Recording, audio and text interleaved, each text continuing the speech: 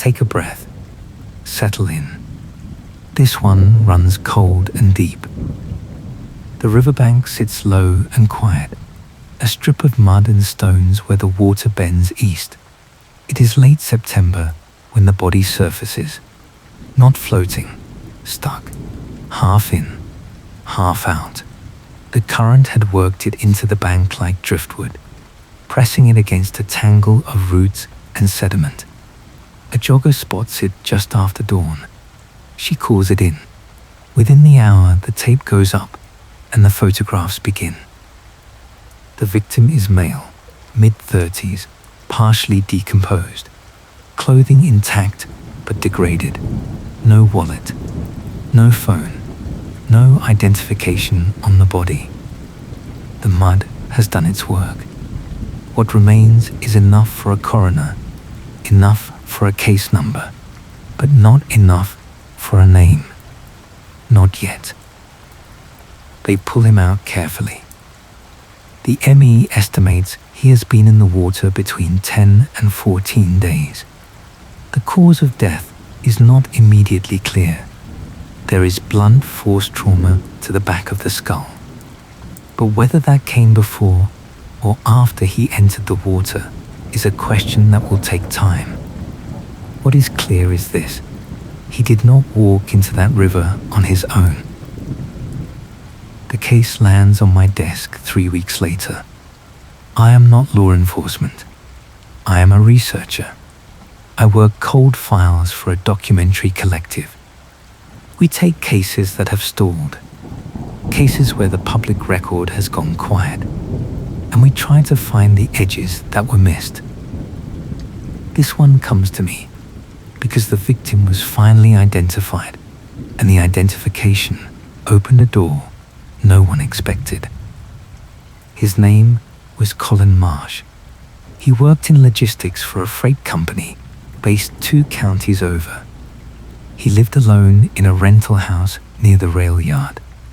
He had no criminal record, no known enemies, no apparent motive for anyone to want him gone. He was reported missing by his supervisor after he failed to show up for work for 3 consecutive days. His car was found in the employee lot. His house was locked. His bank account had not been touched. The police worked the case for 6 weeks.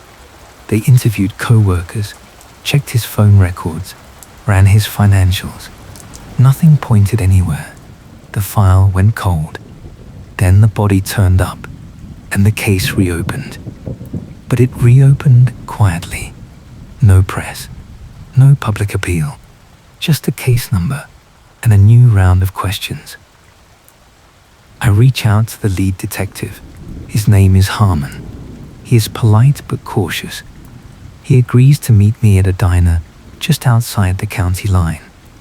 It is mid-afternoon when I arrive. The rain has started again. It has been raining on and off for weeks now, turning the roads slick and the fields into standing water.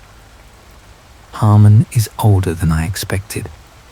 Mid-50s, grey at the temples, the kind of face that has seen too many cases like this. He slides the case file across the table without preamble. He says, "We have a body. We have a cause of death, blunt force trauma. We have a dump site. But we do not have a crime scene. We do not have a witness. We do not have a suspect. What we have is a gap. 10 days between when he was last seen and when he went into that water. And in those 10 days, Colin Marsh disappeared completely." I ask him about the last confirmed sighting. He pulls a page from the file. Security footage from the freight yard. Colin leaving work at 6:12 in the evening. He walks to his car. He gets in. He drives away. After that, nothing. His phone goes dark that same night. No calls, no texts, no pings. It is as if he stepped out of the world. I ask about his personal life. Harmon leans back. He says, "No girlfriend, no close friends that we could identify. He kept to himself." Co-workers described him as quiet, reliable, a little distant. He went to work. He went home. He did not drink. He did not gamble. He did not owe money. There is no obvious angle. But there is something. I can hear it in the way Harmon pauses. I press him. He reaches into the file again and pulls out a photograph. It is an evidence photo, labeled and dated. The image shows a small object, muddy and discolored, but recognizable. It is a keyring, brass, tarnished, with a single key attached. It was found lodged in the roots near where the body was recovered. Harmon says, "This was in his pocket when we pulled him out." But here is the thing. This key does not match anything we have been able to identify. Not his house, not his car, not his workplace, not any known lock associated with Colin Marsh. I look at the photograph.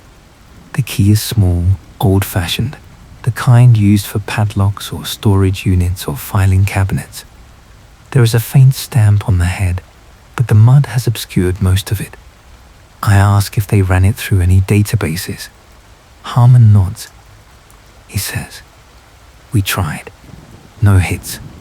We checked local storage facilities, checked with his employer, checked his rental history. Nothing. It is like the key belongs to something that does not exist in his life." That is the clue object.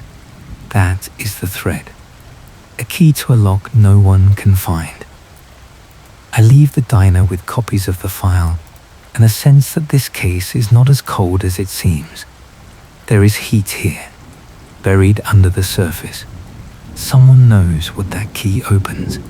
Someone knows where Colin Marsh spent those 10 missing days, and someone put him in that river. The rain follows me back to my car. I sit for a moment, engine idling, wipers dragging water across the windshield. I think about the riverbank. I think about the key. I think about the gap in the timeline. And I start to map the edges. Colin Marsh was last seen leaving work. His phone went dark that same evening. His car was found in the employee lot the next morning, undisturbed. That means he came back. He returned to the lot, parked his car, and then left again on foot or in another vehicle.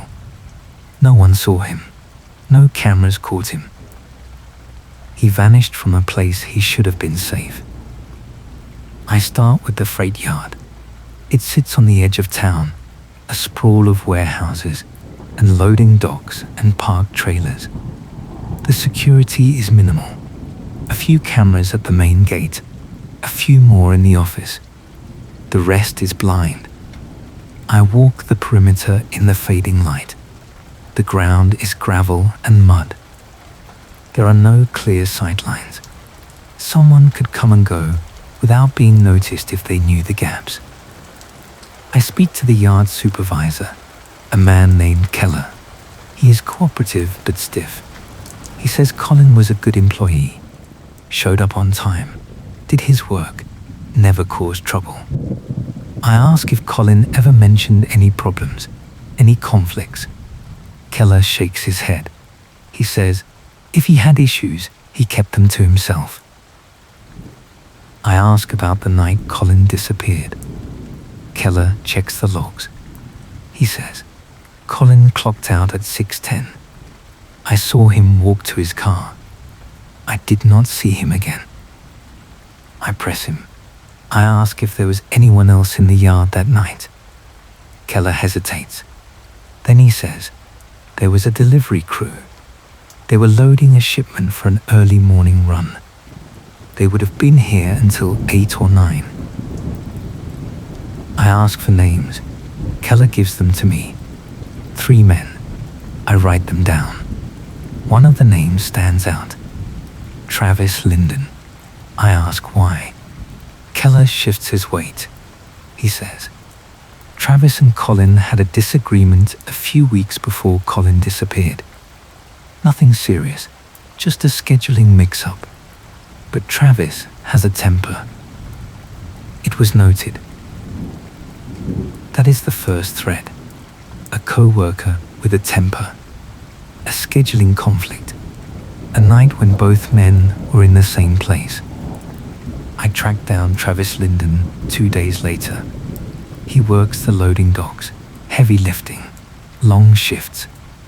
I find him on his break, sitting on a stack of pallets, smoking. He is younger than I expected, late 20s, wiry, guarded. I introduce myself. I tell him I am looking into Colin Marsh. He stubs out his cigarette. He says, I already talked to the cops. I say, I know. I just have a few follow-up questions. He looks at me for a long moment, then nods. I ask him about the night Colin disappeared. Travis says he was working late, loading freight. He saw Colin leave. He did not speak to him. He did not see him come back. I ask about the disagreement. Travis tenses. He says, that was nothing. A shift got swapped without notice. I was pissed. We had words. It was done. I ask if anyone else was involved. He says no. Just him and Colin. I ask if he saw Colin again after that. He says no. And then he looks away. I let the silence sit. Sometimes the gaps speak louder than the words. Travis does not fill it. He just stares out at the yard, jaw tight. Finally, he says, look, I did not touch him. I did not see him after he left that night. Whatever happened to him, it had nothing to do with me. I thank him. I leave. But I do not believe him. Not entirely. There is something in the way he holds himself. Something in the way he avoids my eyes. He knows more than he is saying. Or he is afraid of what knowing more might mean. I go back to the police file. I cross-reference the delivery logs with the security footage timestamps. There is a gap. The footage shows Colin leaving at 6:12. His car is still in the lot at 7:30, captured in a wide shot from the gate camera. But the next frame that shows his parking space is from 8:40, and the car is gone. That means Colin came back sometime between 7:30 and 8:40. He moved his car, and then he left again. But there is no footage of him returning. There is no footage of him driving out. The cameras were angled wrong, or they were not recording continuously, or someone knew exactly where the blind spots were. I pull the employee access logs. Everyone who entered or exited the yard that night had to swipe a key card at the gate. Colin swiped out at 6:12. He never swiped back in. That means he either bypassed the gate or someone let him in another way. I start mapping the perimeter. There are 3 ways into the yard. The main gate, which is monitored. A side access road used for deliveries, which has a chain across it but no camera. And a gap in the fence line near the east corner, half hidden by overgrown brush. I walk it. The gap is wide enough for a person. The ground is soft. There are no clear prints, but the mud has been disturbed recently. Someone used this gap. Recently. Maybe that night. I stand there in the rain, looking at the dark shape of the yard beyond the fence. I think about Colin returning on foot. I think about the key in his pocket. I think about the 10 days that followed, and the river that held his body until it could not hold it anymore. This case is not about a random act. This is about access. This is about timing. This is about someone who knew the yard, knew the gaps, knew how to move without being seen. And that someone is still out here, still breathing, still walking these same roads. I feel it now. The case is not just cold, it is alive. And it is watching back. I returned to the case file that night. I spread the documents across my desk.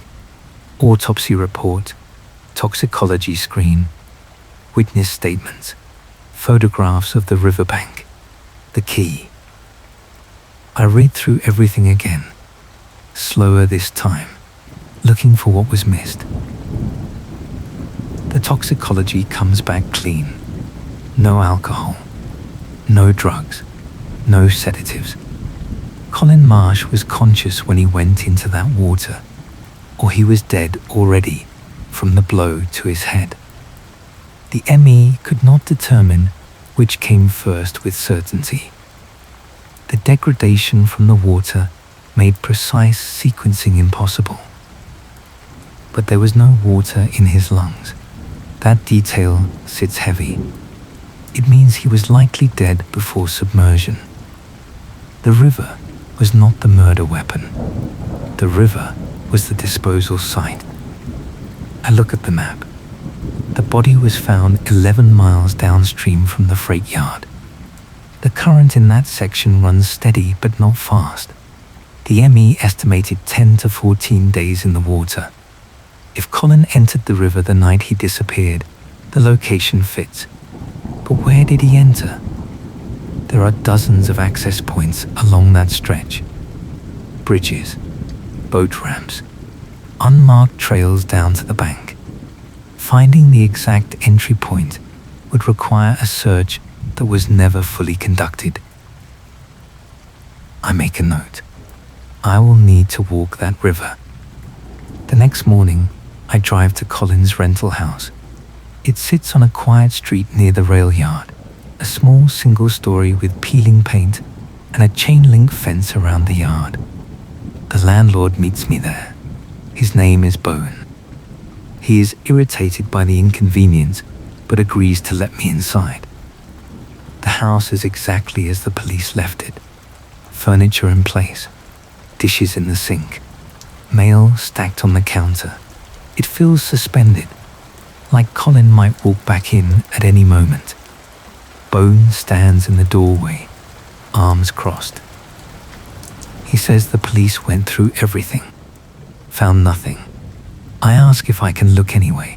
He shrugs. I move through the rooms slowly. The living room is sparse. A couch, a television, a small bookshelf with technical manuals and a few paperbacks. No photographs, no personal touches. The bedroom is the same. Bed made. Closet half full. Dresser drawers neat. Colin lived here, but he did not make it home. The kitchen is where I stop. There is a calendar on the wall, the kind with large squares for each day. Most of the squares are blank, but there are a few marks. Initials and times written in pencil. I photograph the calendar. The marks stop 3 days before Colin disappeared. The last entry reads, T, 9 p.m. I ask Bowen if he knows what the marks mean. He says no. He never paid attention to what Colin did. As long as the rent came in on time, Bowen did not care. I look at the initials again. T. Could be Travis. Could be someone else. I add it to the list. In the bedroom, I check under the bed, inside the closet, behind the dresser. Nothing. But when I open the nightstand drawer, I find something the police may have overlooked. It is a receipt. Faded. Folded in half. It is from a hardware store 2 towns over, dated 5 weeks before Colin disappeared. The itemized list includes a padlock, a chain, and a replacement key cut. I photograph the receipt. This is the second mention of a key. The one in his pocket was old, tarnished. This receipt suggests he had a new key made recently. For what? I thank Bowen and leave. I drive to the hardware store. It is a small place, locally owned, the kind where they know their regulars. I show the receipt to the clerk. She is older, sharp-eyed. She looks at the date and nods. She says they keep records of key cuts. She pulls a binder from under the counter and flips through pages of carbon copies. She finds the entry. It shows a single key cut, code stamped, but no customer name required for that type of service. I ask if she remembers the customer. She squints at the receipt, then shakes her head. She says they cut a lot of keys. Unless someone stands out, she would not recall. I leave the store with more questions than answers. Colin bought a padlock and had a key cut. For what? A storage unit? A shed? A lockbox? The police checked his known properties. They found nothing. So where is the lock? I spend the next 2 days checking storage facilities within a 30-mile radius. I show Colin's photograph. I ask if he rented a unit. Most of the facilities have no record of him. A few require me to leave contact information in case something turns up later. It is slow, methodical work. It yields nothing. But on the third day, I get a call back. A facility manager named Pruitt.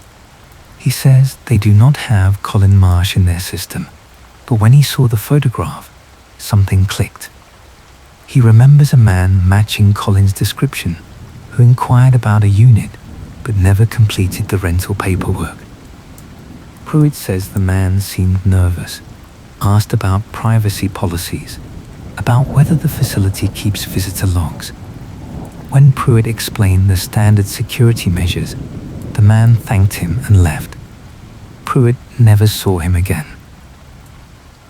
I ask when this happened. Pruitt checks his notes. 6 weeks before Colin disappeared. I ask what kind of unit the man was asking about. Pruitt says a small one, 5 by 5. Climate controlled, the kind people use for documents or valuables, not furniture. That detail sits with me. Colin was looking for secure, private storage. He did not follow through with that facility, but that does not mean he did not find another option. Somewhere off the books, somewhere without paperwork. I go back to the freight yard. I speak to Keller again. I ask if there are any storage areas on the property that employees have access to. Keller says there are lockers in the break room, but those are small, just for personal items during shifts. I ask if there are any other spaces. Sheds, closets, unused offices. Keller thinks for a moment, then says there is an old maintenance shed near the back fence. It is not used much anymore. Mostly junk storage. No lock on it. I ask to see it. Keller walks me across the yard. The rain has picked up again, turning the gravel to slick mud. The shed sits in the shadow of a storage container. Metal siding rusted, door hanging crooked on its hinges. Keller pulls it open. Inside is exactly what he described. Junk. Old equipment, broken pallets, dusty shelves. But in the back corner, there is a metal filing cabinet. 2 drawers. I walk over to it. The top drawer is empty. The bottom drawer is locked. I look at Keller. I ask if he has a key. He says no. He did not even know it locked. I pull at the drawer. It does not budge. The lock is small, old-fashioned. The same type as the key found in Colin's pocket. I ask Keller if if I can try something. He nods, wary. I pull out my phone and show him the evidence photo of the key from the case file. I ask if the police ever checked this cabinet. Keller frowns. He says he does not think so. They focused on Colin's locker in the break room and his work area. This shed was not on anyone's radar. I call Harmon. I tell him what I found. He arrives an hour later with a warrant and a locksmith. The locksmith works the lock for 10 minutes, then shakes his head. He says the lock is old and seized. He will have to drill it. Harmon gives the go-ahead. The drill screams in the small space. The lock gives way. Harmon pulls the drawer open. Inside are files, dozens of them. Folders stuffed with printed emails, delivery logs, invoices, hand-written notes. I pull one out. It is marked with a date from 8 months ago. The emails are internal, between Keller and another man whose name I do not recognize. They discuss shipment discrepancies, weight differences, missing inventory. The tone is careful, coded, but the implication is clear. Something was being moved off the books. Harmon goes through the rest of the files. They span nearly 2 years. All of them document irregularities in freight manifests. All of them point to a pattern of theft or smuggling. And all of them were compiled by Colin Marsh. Harmon looks at me. He says, Colin was not just an employee. He was building a case. He was documenting everything. I ask if Keller is mentioned. Harmon flips through the files. He nods.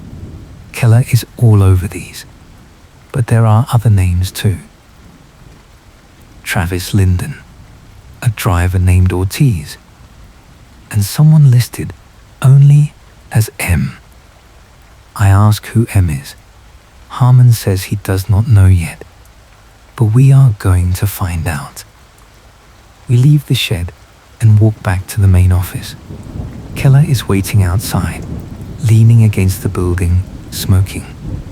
When he sees us, his expression shifts. Harmon does not waste time. He places Keller under arrest for suspicion of theft and conspiracy. Keller does not resist, but he does not speak either. His face goes flat, empty. As they load him into the patrol car, I watch through the rain-streaked window. Keller stares straight ahead. He does not look at me. He does not look at anyone. He just sits there, silent, like a man who knew this moment was coming and has been waiting for it. I stay behind after Harmon leaves. I walk the yard alone, retracing Colin's last known movements. I think about the files. I think about the key. I think about a man who spent 2 years quietly gathering evidence against people he worked beside every day. That takes discipline. That takes fear. That takes the certainty that what you are documenting is dangerous enough to justify the risk. Colin Marsh was not a victim of random violence. He was a threat, and someone decided to eliminate that threat. The question now is who? Keller had motive. So did Travis. So did Ortiz. And so did M, whoever that is. I spend the rest of the evening going through the copied files Harmon let me photograph. The pattern becomes clearer. Shipments would arrive with declared weights. By the time they left the yard, the weights were lower. The missing freight was never accounted for in the outgoing manifests. It simply vanished. The discrepancies were small enough to avoid triggering audits, but over time, they added up. Thousands of pounds, tens of thousands of dollars in missing goods. Colin had tracked it all. He had timestamps. He had truck numbers. He had the names of drivers and supervisors involved. He had built an airtight case. But he never reported it. Why? I find the answer in a handwritten note tucked into one of the later files. It is dated 2 weeks before Colin disappeared. The note reads, "Spoke to M. He knows I have copies. He offered money. I said no. He said I should reconsider. Threat implied. M tried to buy Colin's silence. Colin refused. And 2 weeks later, Colin was dead." I look at the note again. The handwriting is shaky. Colin was scared. He knew what refusing meant. But he refused anyway.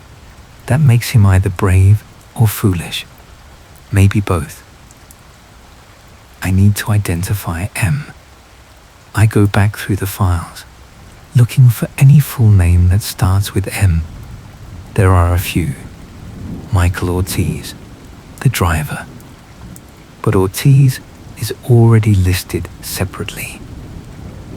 There is a reference to a company contact named Millard, but the context does not fit.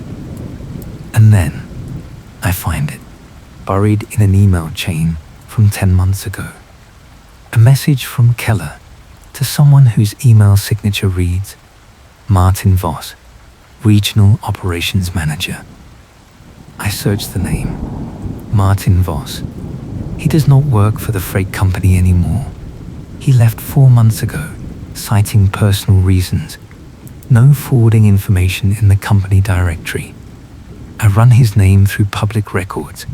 He owns property in the county, a house, a small commercial lot, and a storage facility. The storage facility is the one I visited 3 days ago, the one where the manager, Pruitt, remembered a nervous man asking about privacy policies. I sit back. The picture is forming. Martin Voss was running the smuggling operation. Keller was his inside man. Colin discovered it. Colin started documenting it. Voss found out. Voss tried to pay him off. Colin refused. And then Colin disappeared. But I still do not have proof. I have files that implicate Keller. I have a note that mentions M. I have a connection to Voss. But I do not have evidence that Voss killed Colin Marsh. Not yet. I call Harmon. I tell him what I found. He listens, then says he will bring Voss in for questioning. He tells me to stay out of it. He says this is a police matter now. I agree, but I do not stop working. The next morning, I drive out to Voss's property.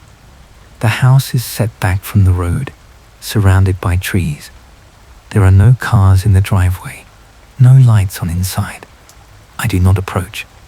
I just watch from the road, taking notes. The place feels abandoned. If Voss is still in the area, he is not staying here. I check the commercial lot next. It is a small warehouse near the industrial park. The building is locked. The windows are covered. There is a faded sign out front, Voss Logistics, LLC. I walk the perimeter.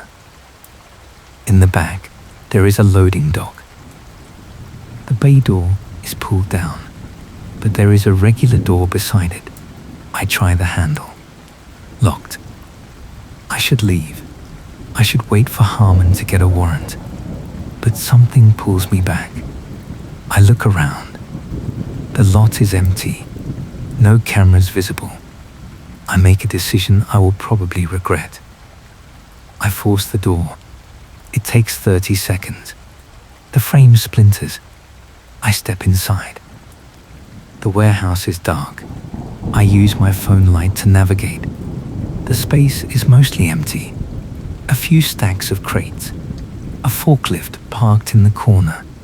Dust everywhere. It does not look like anyone has been here in months. But then I see it, in the back corner, behind a row of empty shelving. A tarp, covering something large. I pull the tarp back. It is a car. A sedan, dark blue. I check the license plate. I run it through a public records app on my phone. The car is registered to Colin Marsh. I stand there in the dark, staring at the vehicle. This is where Colin came, the night he disappeared. This is where someone was waiting. This is where it ended. I do not touch the car. I back away slowly. I call Harmon. I tell him where I am and what I found. He does not ask how I got inside. He just says, "Stay there. Do not move. We are coming." I wait outside by the road. The rain starts again. It feels colder now. 20 minutes later, Harmon arrives with 2 patrol cars and a forensic van. He looks at me, shakes his head, but does not say anything. He just walks into the warehouse. They process the scene for hours. I stay outside, watching the lights flicker through the windows. When Harmon finally emerges, his face is tight. He says they found blood in the trunk. Not a lot, but enough. They found hair fibers. They found trace evidence that matches the riverbank soil. And they found something else. A small notebook tucked under the driver's seat. Harmon shows me a photograph of the notebook. It is water-stained but legible. The pages contain names, dates, locations. It is a copy of Colin's documentation. A backup. He kept it in his car. And whoever killed him never found it. Harmon says, "This is enough. We have the car. We have the evidence. We have the files. We can tie Voss to this location. We just need to find him." But finding Martin Voss proves harder than expected. His house is empty. His phone is disconnected. His bank accounts have been cleaned out. He is gone. And he has been gone for weeks. Maybe longer. Harmon puts out a warrant, statewide, then regional. But Voss does not surface. Days pass. The case stalls again. We have the evidence. We have the motive. We have the location. But we do not have the man. I do not stop. I keep digging. I pull Voss's financials, his travel records, his property transactions. I find something. 3 months ago, Voss purchased a cabin in a rural area 2 hours north. The transaction was private, done through an LLC. It is remote, off-grid. The kind of place someone goes when they do not want to be found. I tell Harmon. He organizes a team. They go in quietly, early morning. I am not allowed to come, but Harmon calls me an hour later. They found Voss. He was at the cabin. He did not resist. He did not run. He just sat there at the kitchen table, waiting, like he knew it was over. Harmon brings him in. The interrogation lasts 6 hours. I am allowed to watch through the glass. Voss is calm, too calm. He answers questions with careful precision. He admits to running the smuggling operation. He admits to involving Keller and the others. He admits that Colin discovered it. He admits that Colin refused the payoff. But he does not admit to killing Colin Marsh. He says he does not know who did it.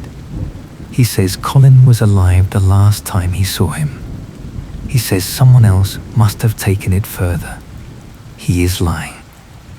I can see it. Harmon can see it. But without a confession, without a witness, The case hinges on forensic evidence and circumstantial connection.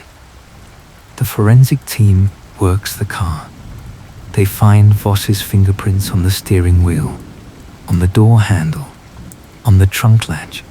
They find his DNA on the interior.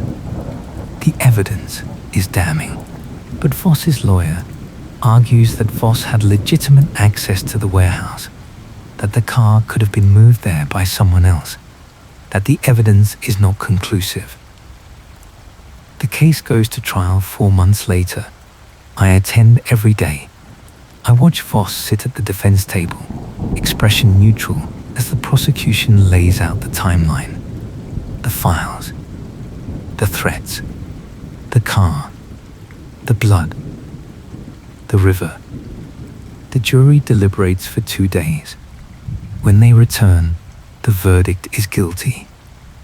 Manslaughter, conspiracy, evidence tampering. Voss is sentenced to 18 years. It is not murder one. It is not life. But it is something. It is justice, even if it feels incomplete. I leave the courthouse and drive back to the riverbank, the place where this all started. The water is lower now. The mud is dry and cracked. The tape is gone. There is nothing here to mark what happened, just stones and roots and the slow current moving east. I think about Colin Marsh. I think about the key in his pocket.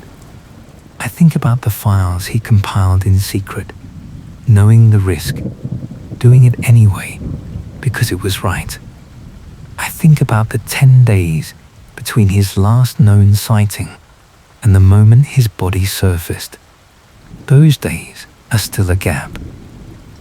Voss never filled them in. The exact sequence, the exact moments remain locked. But the case is closed. The man responsible is in prison. The smuggling operation is dismantled. The freight yard is under new management. Keller took a plea deal. Travis Linden was cleared. Ortiz cooperated and received immunity. The story is over, but it does not feel over. It feels like a door closing on a room I can still hear echoes from. I sit by the water for a long time, recorder off, just listening to the rain. The trial ends, but the questions do not. I return to my files in the weeks that follow, turning over details that still feel unfinished. Voss is in prison. Keller took his plea. The freight yard is quiet. But there are pieces that do not fit cleanly into the narrative the prosecution presented. The first is timing. Colin disappeared on a Tuesday night. His phone went dark at 8:37. His car was found in Voss's warehouse, but the forensic team could not determine exactly when it was moved there. The blood in the trunk was minimal, not consistent with a prolonged struggle or a body transported immediately after death. The ME said Colin had been in the water 10 to 14 days. That gives a window, but it does not give certainty. The second is access. Voss had a key to the warehouse, but so did 2 other people, according to property records and insurance filings. One was a former business partner who moved out of state a year ago. The other was a man named Ray Clendon, listed as a contractor for Voss Logistics. Clendon was never called to testify. His name appeared in a single document, a lease agreement, and then disappeared from the record. I searched for Ray Clendon. Public records show an address in a neighboring county, a work history in freight and transportation, and a citation for a DUI 3 years ago. Nothing remarkable. But when I cross-reference his employment dates with the timeline of the smuggling operation, something stands out. Clendon worked directly under Voss for 18 months, ending abruptly 2 months before Colin disappeared. The termination was listed as voluntary resignation, but there is no exit interview on file, no forwarding contact. I try calling the number on record. Disconnected. I try the address. It is a rental property, now occupied by someone else. The landlord says Clendon left without notice, forfeited his deposit, and never returned calls. That was 5 months ago. 2 months before Colin died, Clendon vanished. 1 month later, Colin started documenting the smuggling operation. I do not believe in coincidences. I call Harmon. I tell him what I found. He listens, then sighs. He says, "Voss is convicted. The case is closed. Unless you have evidence that Clendon was directly involved in the murder, there is nothing to reopen." I say, what if Voss was not the one who killed Colin? What if he ordered it, but someone else carried it out? Harmon is quiet for a moment. Then he says, even if that is true, Voss is still responsible. Legally, it does not matter who held the weapon. He was the orchestrator. The jury agreed. We got the conviction. I understand his position, but I cannot let it go.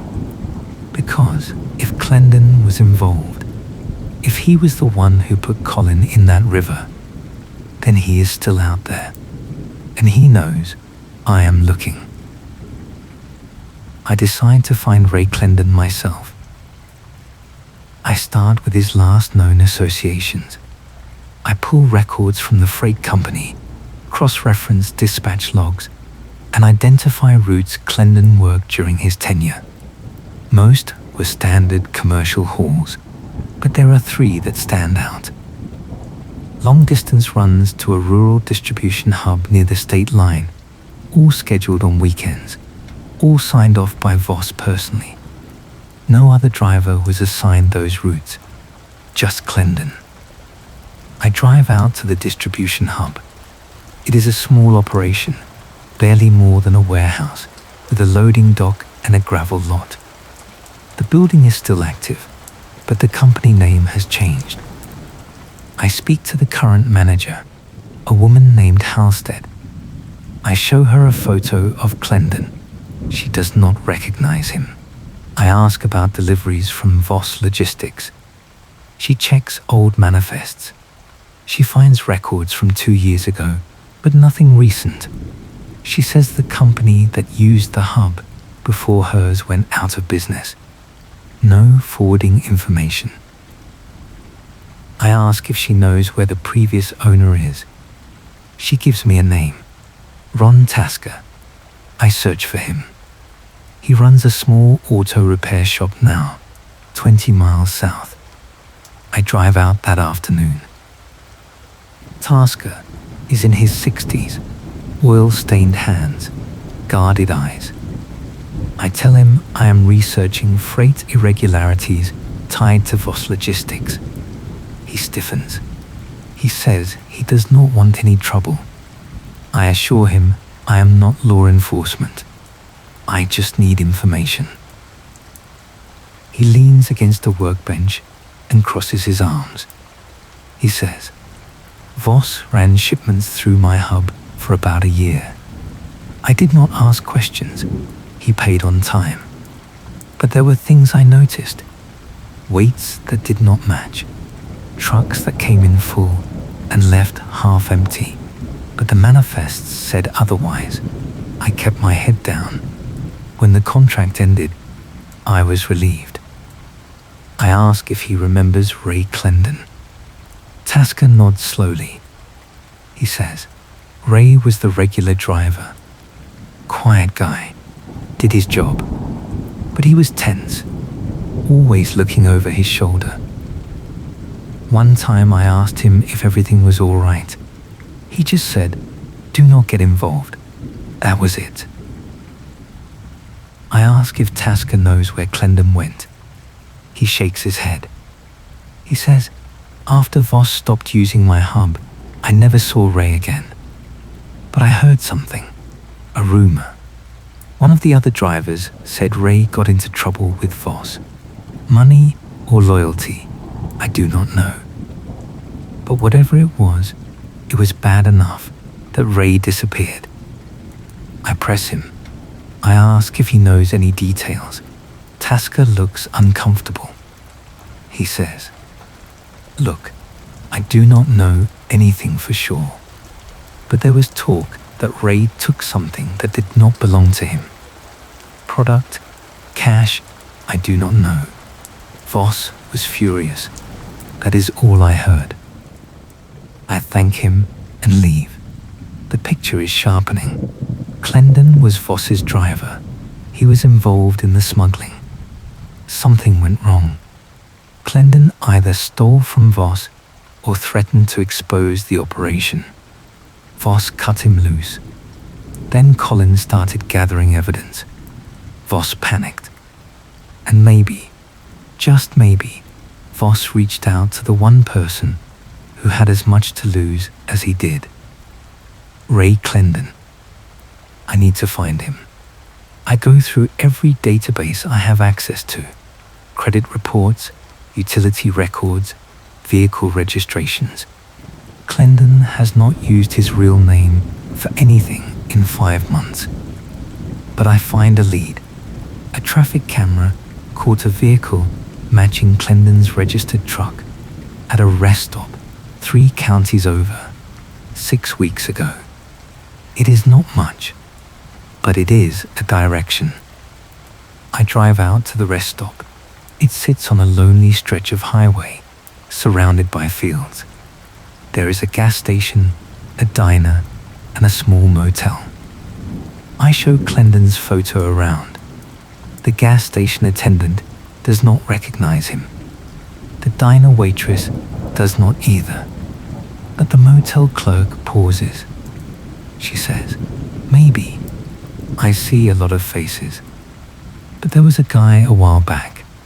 Stayed a few nights. Paid cash. Kept to himself. I ask when. She checks her records. 7 weeks ago. I ask if he left a name. She shows me the ledger. The name is fake, but the description matches. I ask if he said where he was going.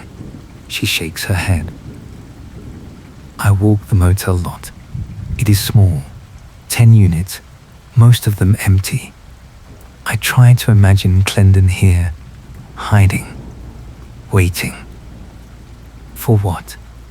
Instructions? Money? Or maybe just trying to disappear? I am about to leave when I notice something.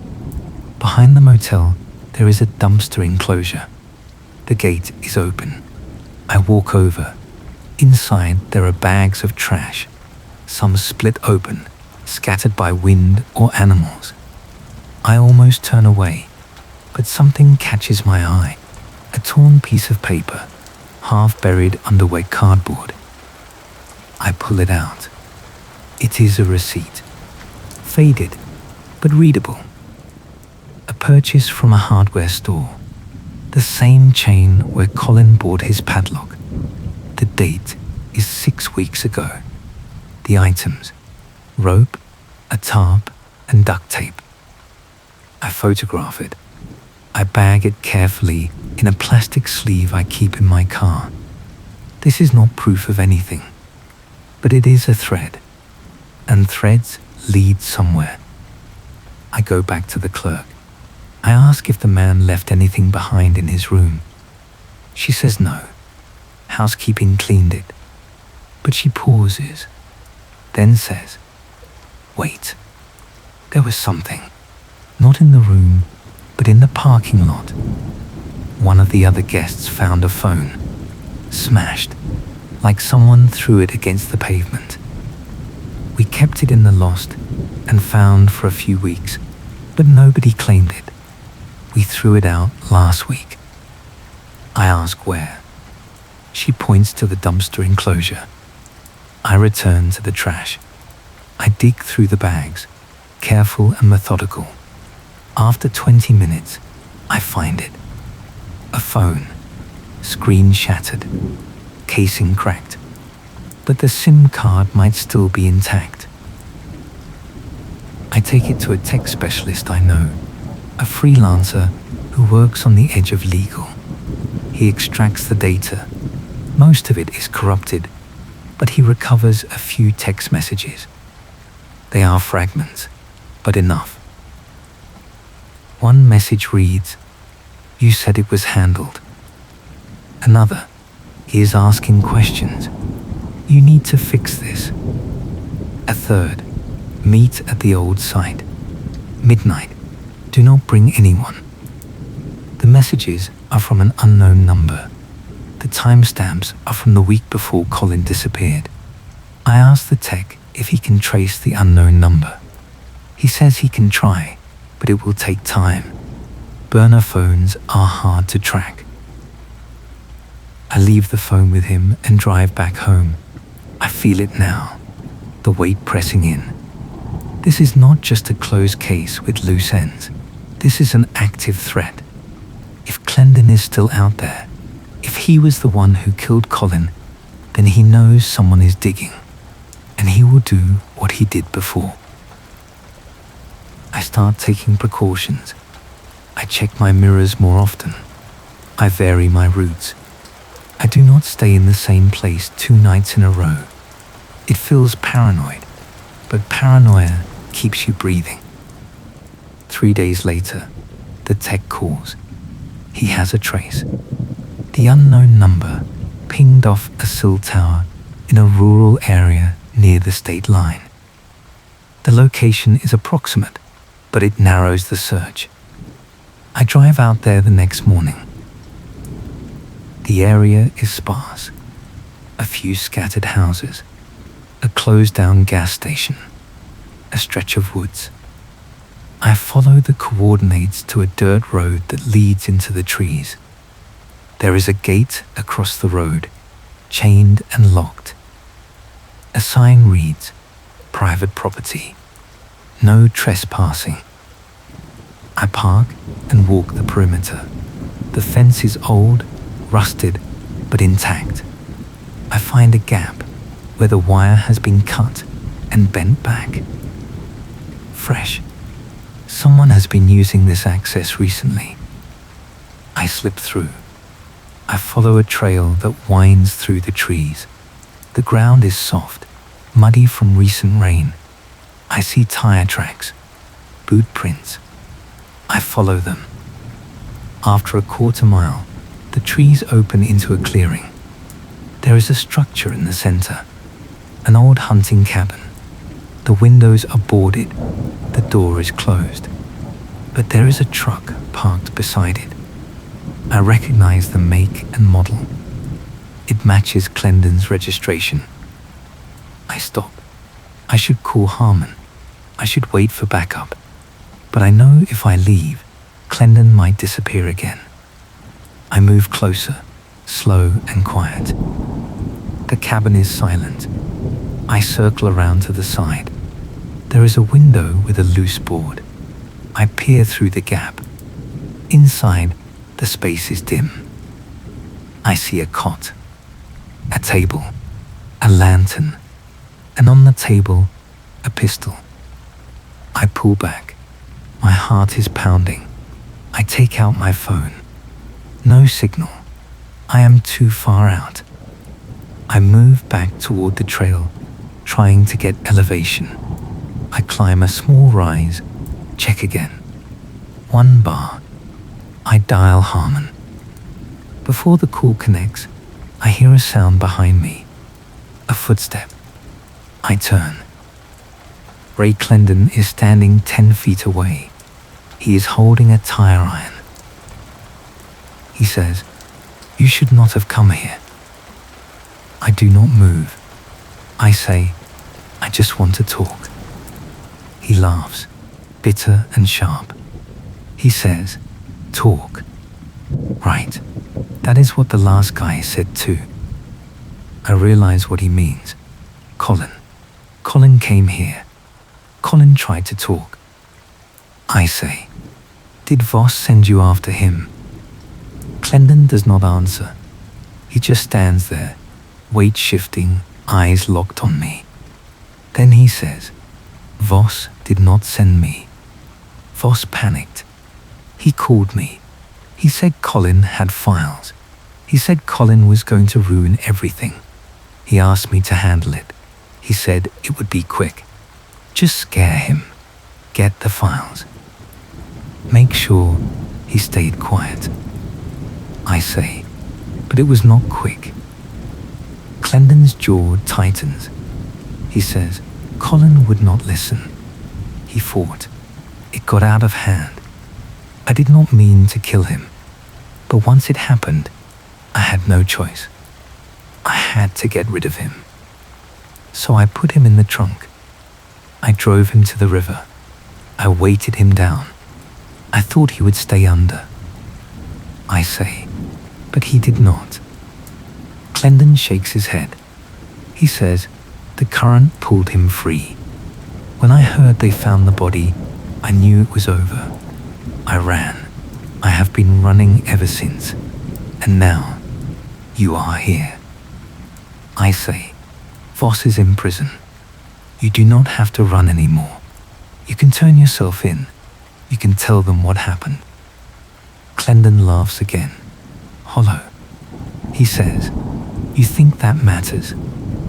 I killed a man. I dumped him in a river. There is no deal for me. There is just a cell. Or this. He raises the tire iron. I do not think. I just move. I drop and roll to the side. The tire iron comes down, missing me by inches. I scramble to my feet and run. I hear him behind me, crashing through the brush. I do not look back. I just run toward the gap in the fence. I reach it. I slip through. I hear Clendon on the other side, shouting.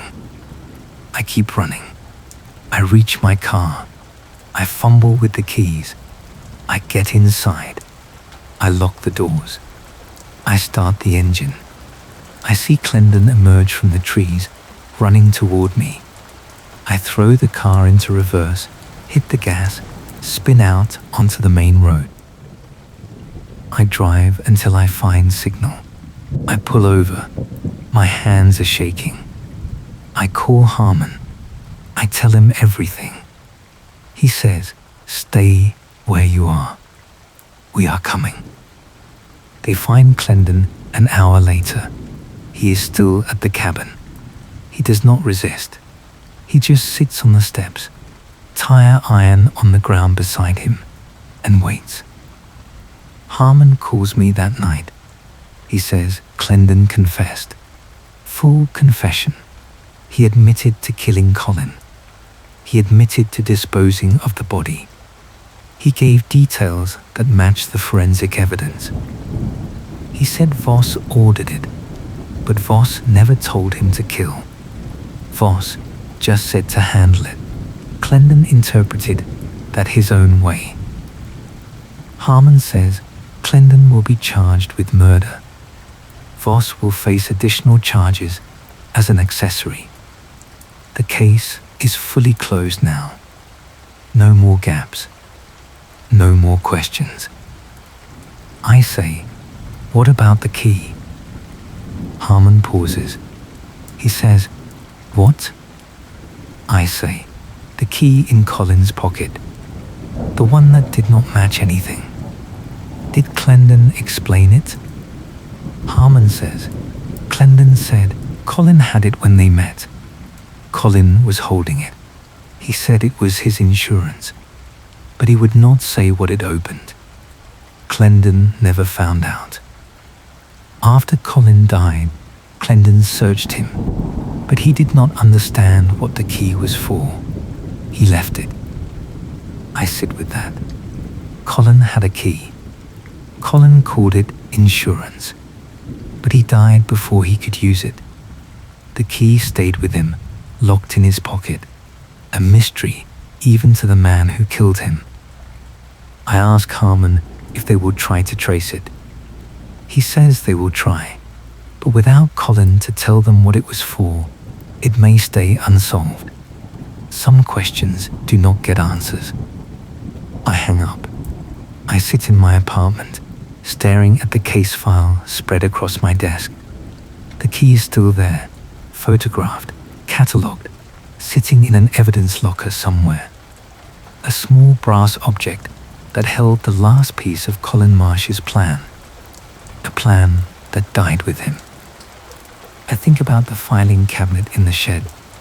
I think about the notebook in his car. I think about the files he compiled in secret. Colin was meticulous. He had backups. He had systems. He would not have left a key without a purpose. I go back through his house records. I check for secondary properties, P.O. boxes, safe deposit boxes. Nothing. I check his work records. Nothing. I check his social contacts. He had none. But then I remember something. The receipt from the hardware store.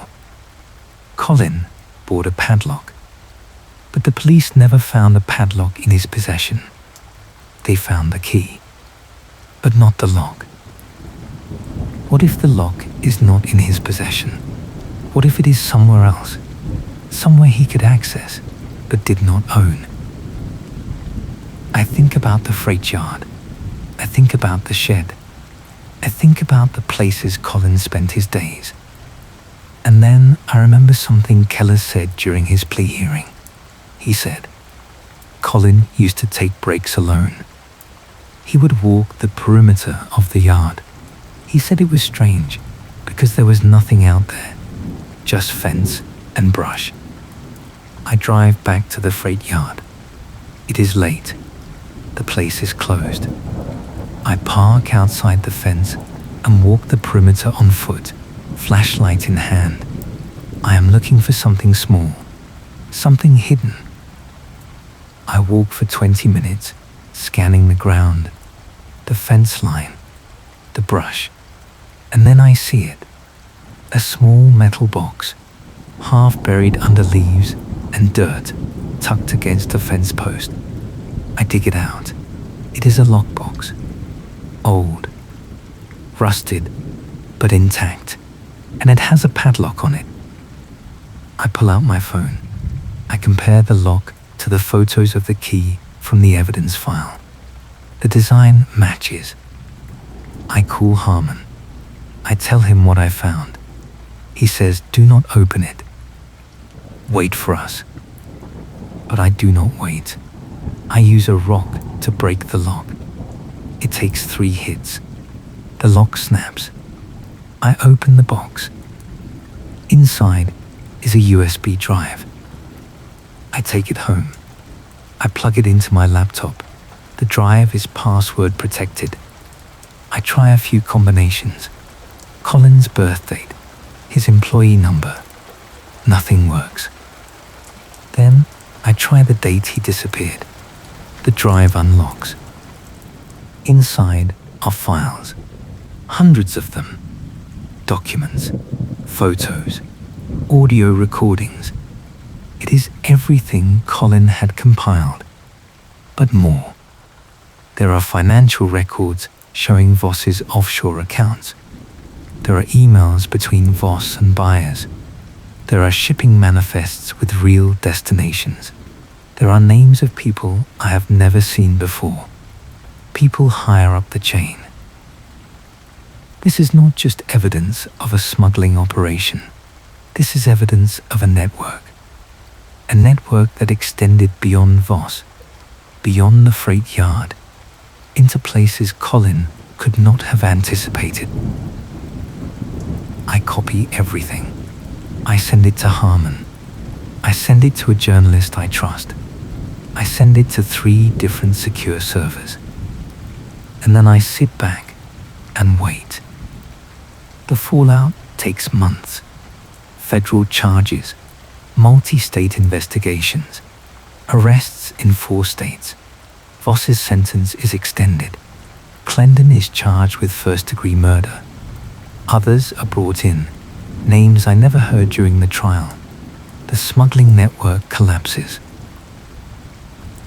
Colin Marsh did not live to see it, but his work did. The files he hid, the key he carried, the insurance he died protecting.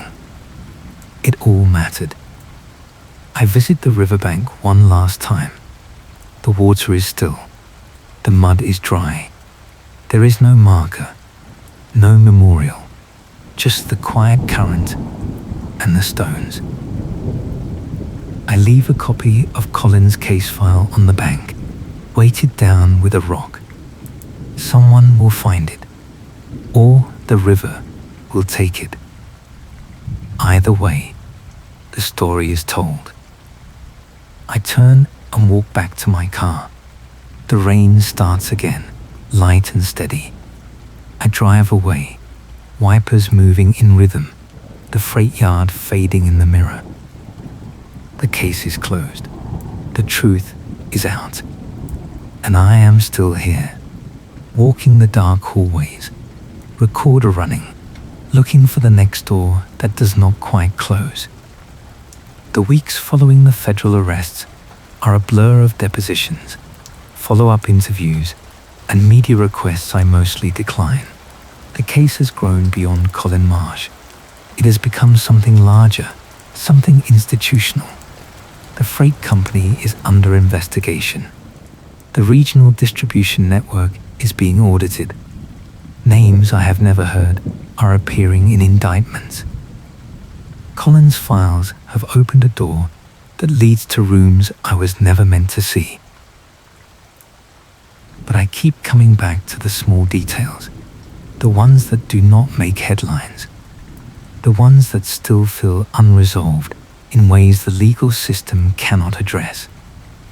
One of those details is Travis Linden. Travis was cleared early in the investigation. His alibi for the night Colin disappeared was solid. He was at the freight yard until 9, clocked out, went home. His roommate confirmed he was there by 10. Security footage backed it up. He was never charged. He was never implicated in the smuggling operation. Harmon said he was clean. But I remember the way Travis looked at me when I interviewed him, the tension in his jaw, the way he said, whatever happened to him, it had nothing to do with me. It was not the statement of someone uninvolved. It was the statement of someone who knew something and chose not to say it. I decide to talk to him again. Not officially, not with Harmon present, just me, asking questions that do not fit neatly into a case file. I find Travis at the freight yard. He still works there. Different shift now. Different supervisor. The place has changed. New management. New protocols. An atmosphere of forced transparency that feels performative. Travis is loading a truck when I approach. He sees me and stops. His expression hardens. He says, "I have nothing to say to you." I say, "I am not here in an official capacity. I just have a few questions." Off the record. He wipes his hands on his jeans. He says, "The case is closed. Clendon confessed. Voss is in prison. What more do you want?" I say, "I want to know what you are not saying." He stares at me for a long moment. Then he looks around, checking if anyone is in earshot. He says, "Walk with me." We move away from the loading dock, toward the edge of the yard where the fence meets the tree line. Travis lights a cigarette. He does not offer me one. He just stands there, exhaling smoke into the damp air. He says, "You want to know what I am not saying? Fine. I knew something was off. I knew Colin was digging into things he should not have been. I saw him going through manifests after hours. I saw him taking photos of shipping labels. I asked him once what he was doing. He said he was just double-checking discrepancies. I did not push it. I say, "Did you tell anyone?" Travis shakes his head. He says, "I kept my mouth shut. I needed this job. I could not afford to get involved in whatever Colin was doing. So I looked the other way. And then he disappeared. And I told myself it was not my fault. I told myself I did not know anything for sure." I say, "But you suspected." He nods slowly. He says, "Yeah, I suspected. I suspected Keller was dirty. I suspected Voss was running something off the books. But suspecting is not the same as knowing. And knowing means you have to do something. I was not ready to do something." I ask, "Did you ever see Colin talk to Voss?" Travis takes another drag. He says, "Once, about a week before Colin went missing. I was working late. I saw them in the parking lot. Colin was standing by his car. Voss pulled up in his truck. They talked for maybe 5 minutes. I could not hear what they were saying, but I could see Colin's body language. He was stiff, defensive. Voss looked angry. When it was over, Voss drove off fast. Colin just stood there for a while, then got in his car and left." I say, "You never told the police this." Travis looks at me. He says, "I told them I saw Colin leave that night. They did not ask if I saw anything else. I did not volunteer it. I was scared. I figured if I said too much, I would end up in the middle of it. So I kept quiet. And yeah, I have lived with that every day since." I do not judge him. Fear makes people silent. Fear makes people complicit. Travis is not a bad person. He is just someone who chose survival over courage. Most people would do the same. I thank him. I turn to leave. He calls after me. He says, "Do you think it would have mattered if I had said something earlier?" I stop. I think about it. I say, "I do not know. Maybe, maybe not. But Colin deserved someone to speak up, even if it did not change anything." Travis nods. He drops his cigarette and grinds it out with his boot. He says, "Yeah, he did."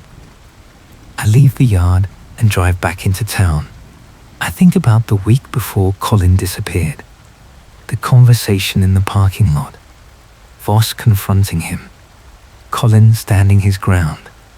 That was the moment Colin sealed his fate. That was the moment Voss decided Colin was too dangerous to ignore. But there is still something missing. A gap in the timeline. Colin disappeared on a Tuesday night. His phone went dark at 8:37. Clendon admitted to meeting him at the cabin, killing him, and disposing of the body. But Clendon said Colin came to the cabin willingly. He said Colin drove there himself, thinking they were meeting to talk. Why would Colin go?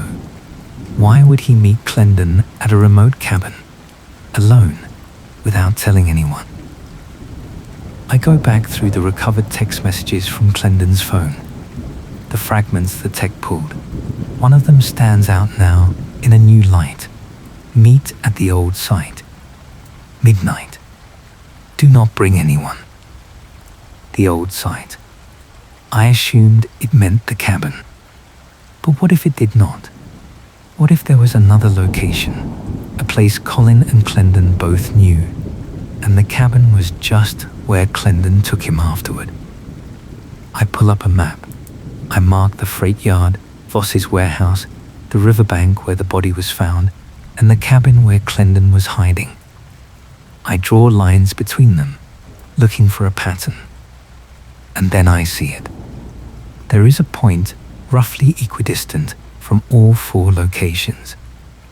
An old industrial site, a closed manufacturing plant that was used for storage and distribution before it was condemned. I checked the records. Voss Logistics leased space there 5 years ago. The lease ended, but the property has been vacant ever since.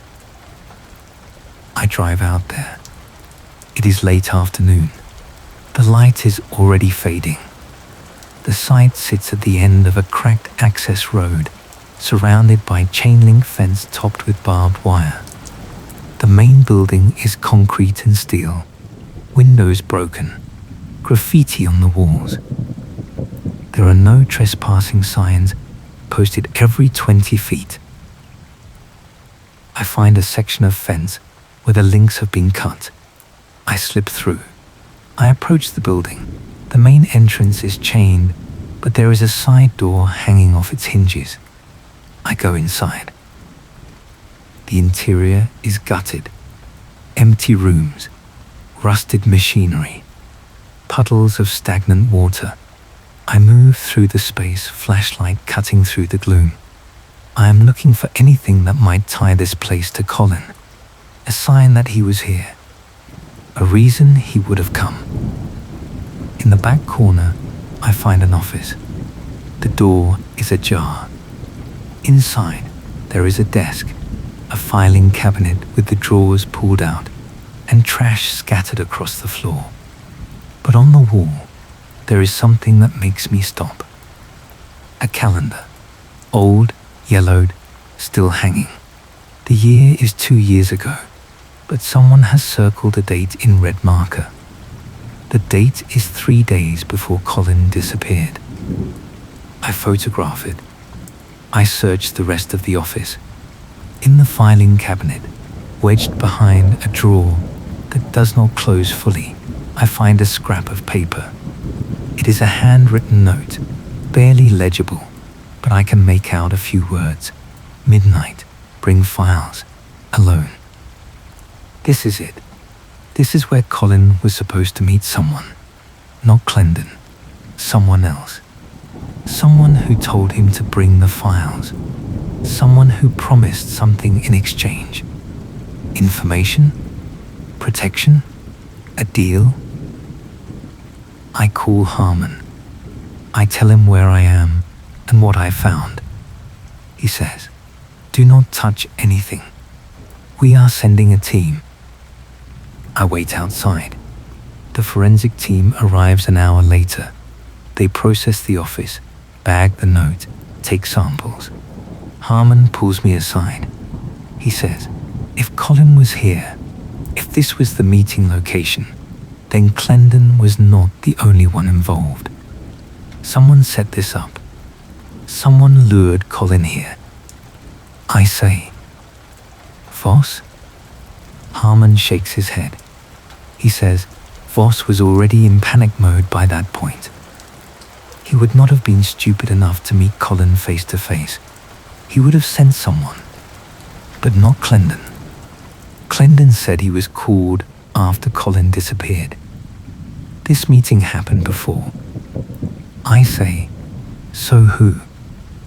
Harmon does not answer, but I see it in his face. There is someone else, someone we have not identified yet. The forensic team works the site for 2 days. They find trace evidence, fingerprints on the desk, boot prints in the dust, fibers that match clothing Colin was wearing when his body was recovered.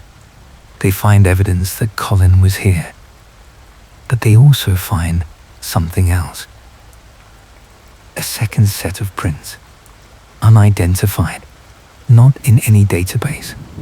Whoever met Colin that night left no trail, no name, no record, just the ghost of a presence. Harmon reopens part of the investigation. He brings Clendon back in. He asks him about the industrial site. Clendon says he does not know anything about it. He says Voss told him Colin was becoming a problem, told him to meet Colin at the cabin and get the files. He says he did not know about any other meeting. Harmon asks Voss. Voss lawyers up, refuses to answer.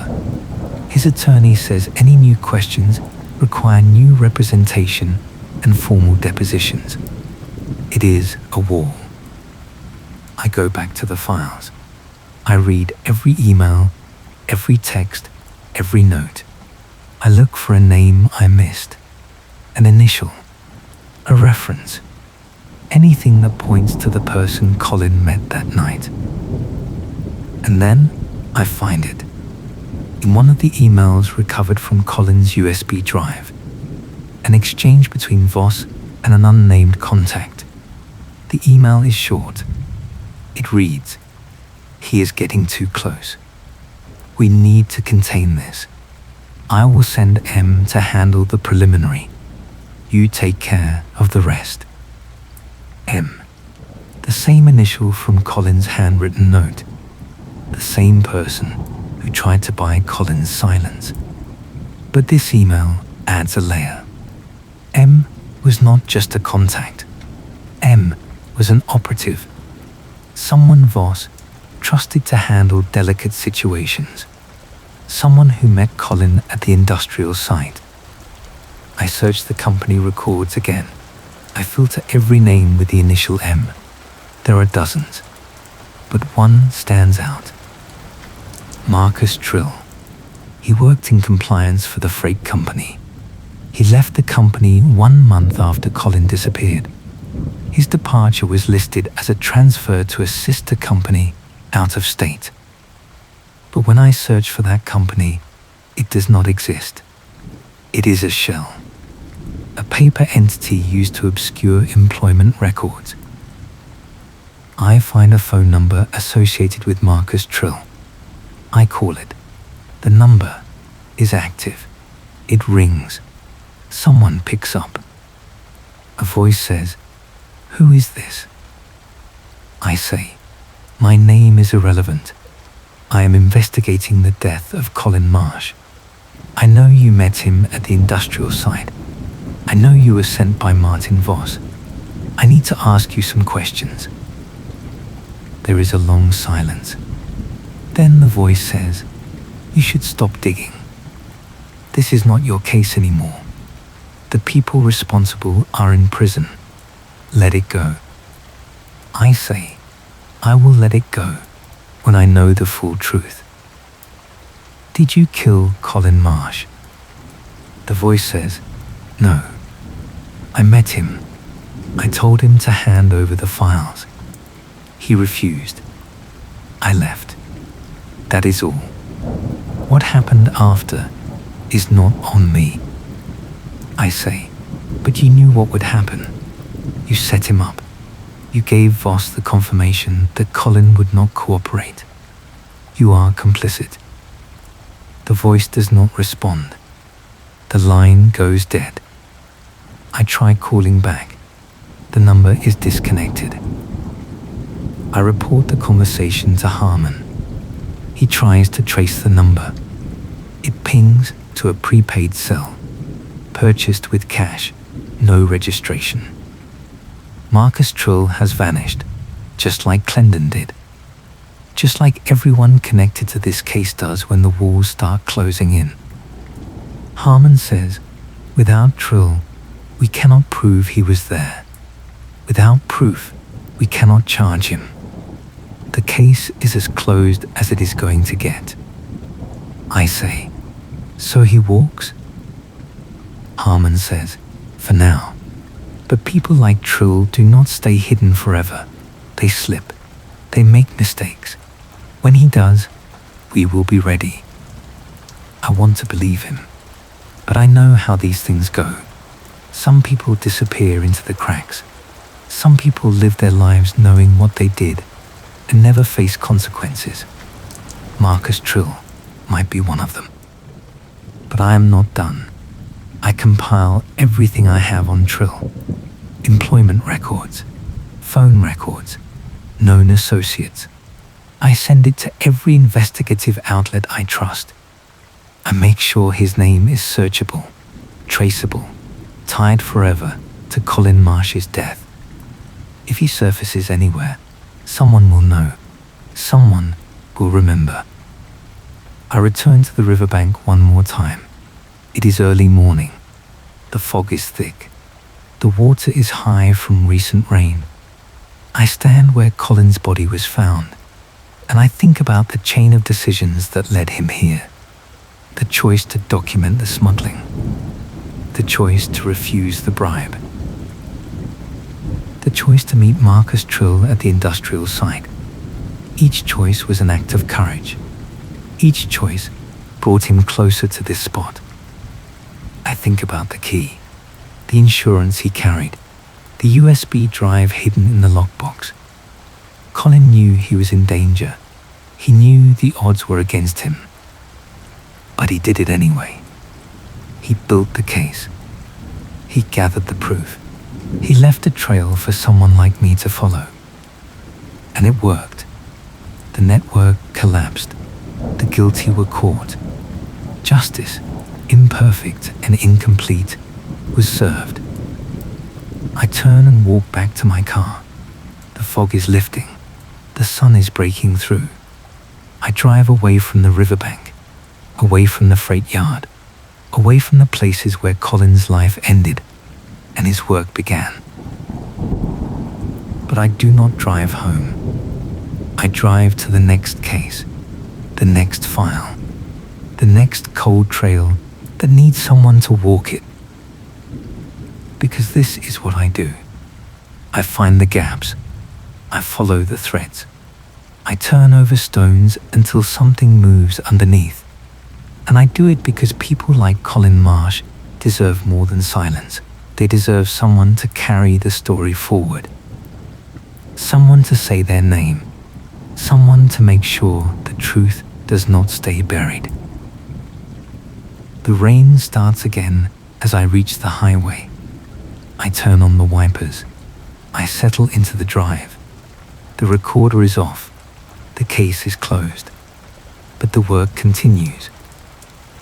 There is always another door. Always another hallway. Always another voice on a recording saying something that does not quite fit. And I will keep walking toward it, one step at a time, until the picture becomes clear. That is the job.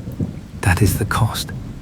And that is the only way the dead ever get to speak. 3 months pass. The federal investigation into the smuggling network winds down. Charges stick. Sentences are handed out. Voss receives an additional 12 years for conspiracy and evidence tampering.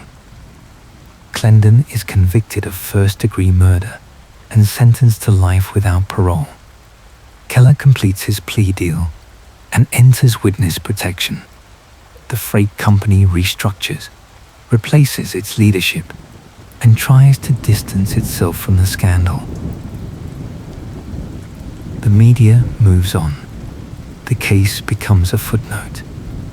A story told in true crime forums and Parcast episodes, dissected by people who were never there, who never walked the riverbank or sat across from a killer in a cold interrogation room. But I do not move on, not completely, because there is still Marcus Trill, and there is still the question of who else knew. I spend weeks combing through Colin's recovered files. The USB drive contained more than just evidence of the smuggling operation. It contained correspondence, email chains that stretched back years, financial transfers, meeting notes, and buried in those notes, I find references to someone called the coordinator. The coordinator is never named, never directly identified, but the role is clear. This person oversaw logistics across multiple freight companies, facilitated connections between suppliers and distributors, and ensured that shipments moved smoothly through the network. Voss was not the top. Voss was middle management. The coordinator was the architect, I cross-reference dates and locations. I map known shipments against email timestamps. A pattern emerges. The coordinator operated out of the regional hub, the same distribution center I visited months ago. The one Ron Tasker used to run before he sold it and moved on. I drive back out to see Tasker. His auto shop is busy when I arrive. 2 cars up on lifts, another waiting in the lot. I find him in the back, elbow deep in an engine. He sees me, and his face tightens. He says, "I told you everything I know." I say, "I need to ask about the coordinator." Tasker straightens up. He wipes his hands on a rag. He glances toward the front of the shop, then back at me. He says, "I do not know that name." I say, "You ran a distribution hub. You facilitated shipments for Voss. You had to know who was pulling the strings." Tasker sets the rag down. He says, "Look, I kept my head down. I did my job. I did not ask questions. That is how you survive in that business." I say, "Colin Marsh asked questions, and he is dead.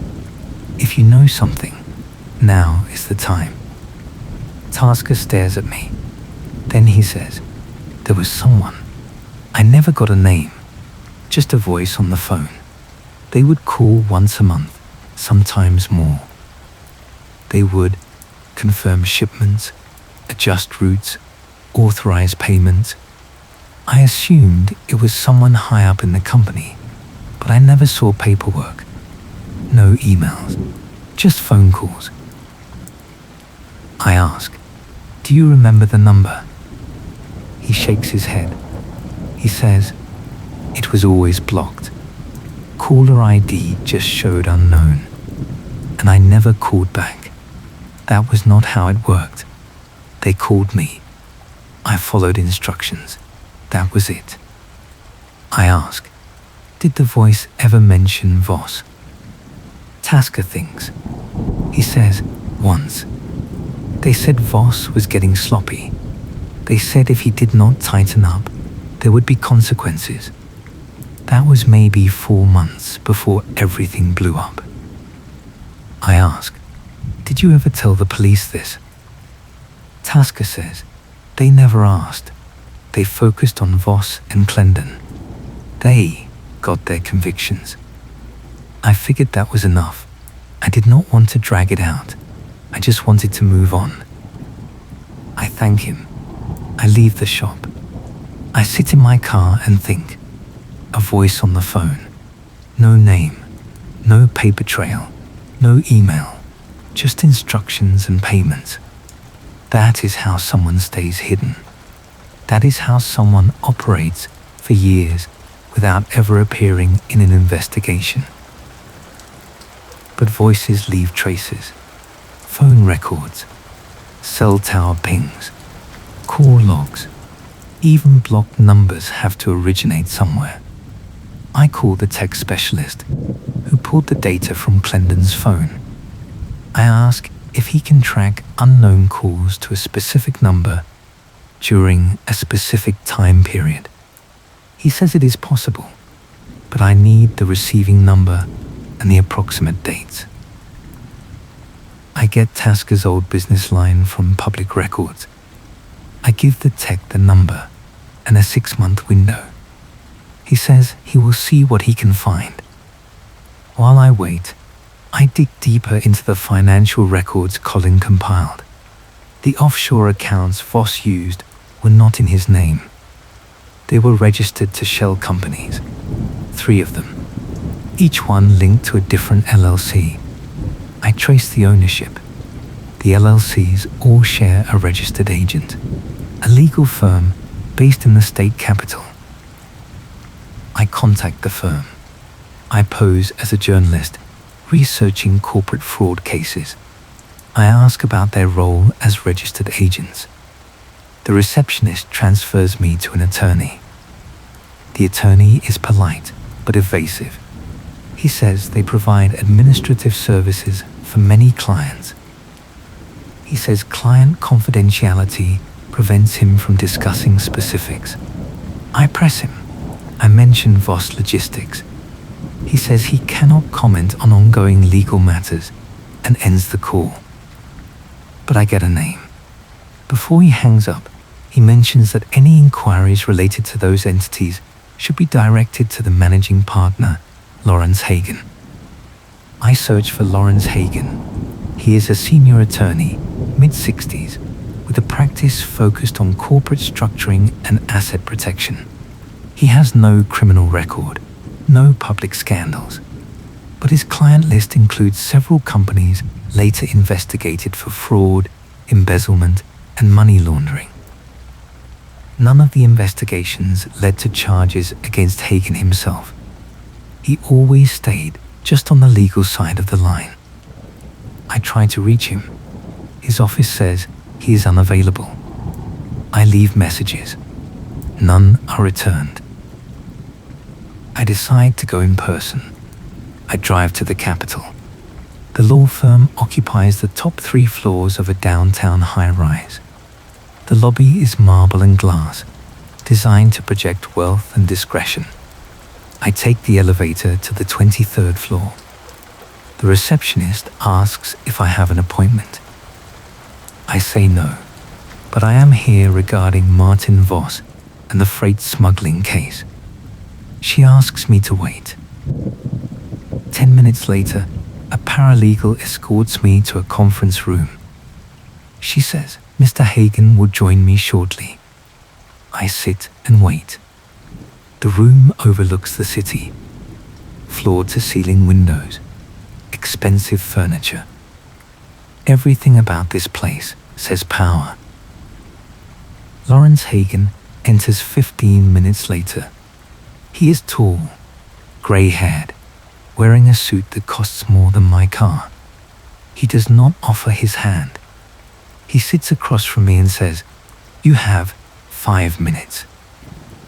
I say, "I am investigating the smuggling network tied to Martin Voss.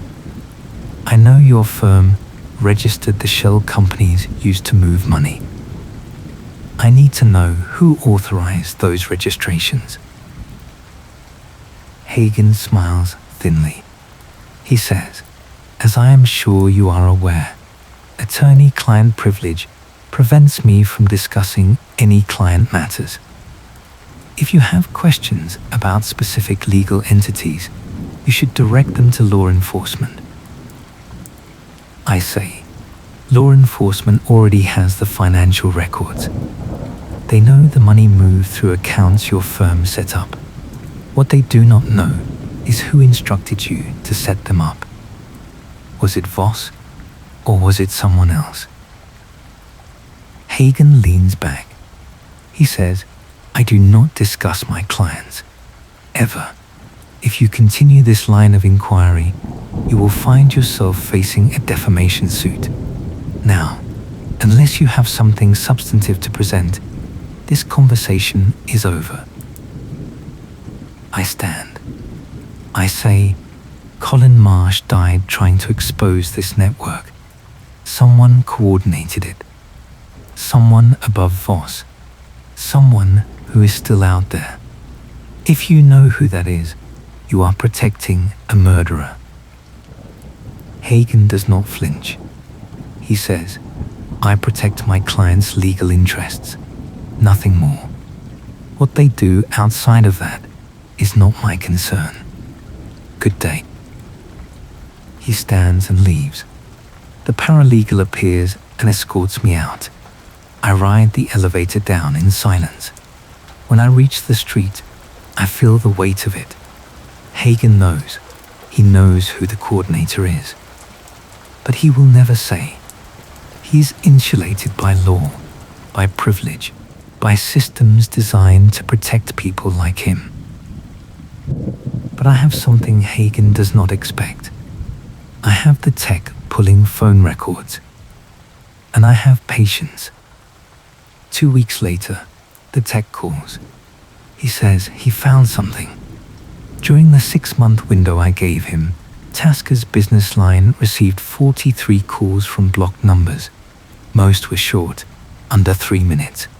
But one number appeared repeatedly, 11 times, always blocked on the receiving end. But the tech was able to trace the origin through cell tower triangulation. The calls originated from a phone registered to a corporation, not an individual, a company called Meridian Operational Solutions. I searched for it. It is a logistics consulting firm. Minimal online presence. No client testimonials. No staff directory. Just a generic website listing services like supply chain optimization and freight management. But the business address is listed, an office park on the outskirts of the capital. I drive out there the next day. The office park is small, mostly empty. Half the units are vacant. I find the suite number listed for Meridian Operational Solutions. The door is locked. There is no signage. I peer through the window. The office is bare. No furniture. No equipment. It looks like it has been abandoned. I check with the property manager. She says the tenant moved out 3 months ago, paid through the end of the lease and left without notice. No forwarding address. I ask if she remembers anything about them. She says it was always just one person. A man, older, quiet. He came in once or twice a month, stayed for a few hours, then left. She never saw anyone else. I ask if she can describe him. She says average height, grey hair, glasses, always wore a suit. Professional, polite, nothing memorable. I show her a photo of Voss. She says no, not him. I show her a photo of Marcus Trill, pulled from old employment records. She says maybe, but she is not sure. I show her a photo of Lawrence Hagen. She pauses. She says, that might be him. The suit looks familiar. But I only saw him from a distance. I cannot be certain. I thank her and leave. I sit in my car and think. Hagen has the profile, the legal background, the client connections, the ability to operate behind shells and privilege. But connecting him directly to the coordinator requires more than a property manager's uncertain identification. I need proof. I go back to Colin's files. I search for any mention of Meridian Operational Solutions. I find one. A single email sent from an encrypted address to Voss. The subject line is blank. The body reads, use the secondary route for the next shipment. Confirm receipt. The signature is just a dash. I run the email headers through the tech. He traces the IP address. It resolves to a server hosted by a privacy service based overseas. Untraceable, without a subpoena, and international cooperation. A dead end. But the email was sent 4 days before Colin disappeared. It confirms the coordinator was active. It confirms they were giving orders. And it confirms Voss was taking them. I call Harmon. I tell him everything. The phone records Meridian Operational Solutions, the possible connection to Lawrence Hagen. Harmon listens, then says, it is all circumstantial. We cannot charge someone based on a traced phone number and a maybe identification. We need direct evidence. A witness. A confession. Something concrete. I say, what about bringing Hagen in for questioning? Harmon says, on what grounds? he will bring 3 attorneys and say nothing. And if we push too hard without cause, his firm will bury us in motions. We need more. I hang up. I know he is right. But I also know that without pressure, Hagen will never surface. He will keep operating behind his walls of privilege and shell companies, untouchable. So I do what I do best. I make noise. I write an article. I lay out everything I have found. The smuggling network, the offshore accounts, the shell companies registered through Hagen's firm, the phone records linking Meridian Operational Solutions to the operation. I do not accuse Hagen directly. I just ask questions. I connect dots. I let the reader draw conclusions. The article is published by an investigative outlet with a strong reputation. It gets traction. Other journalists pick it up. Hagen's firm issues a statement denying any wrongdoing, calling the article irresponsible and defamatory. They threaten legal action. But the attention has an effect. A week after the article drops, I get an anonymous email. The sender uses an encrypted service. The message is short. If you want answers, check the county property records for parcels purchased under Meridian Operational Solutions. Look at the dates. I follow the lead. I pull property records for the county. I search for Meridian Operational Solutions.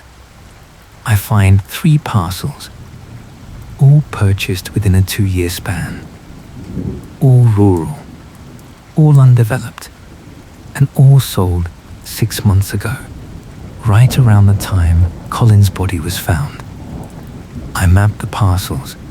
They are scattered, but they are all within a 50-mile radius of key points in the smuggling network.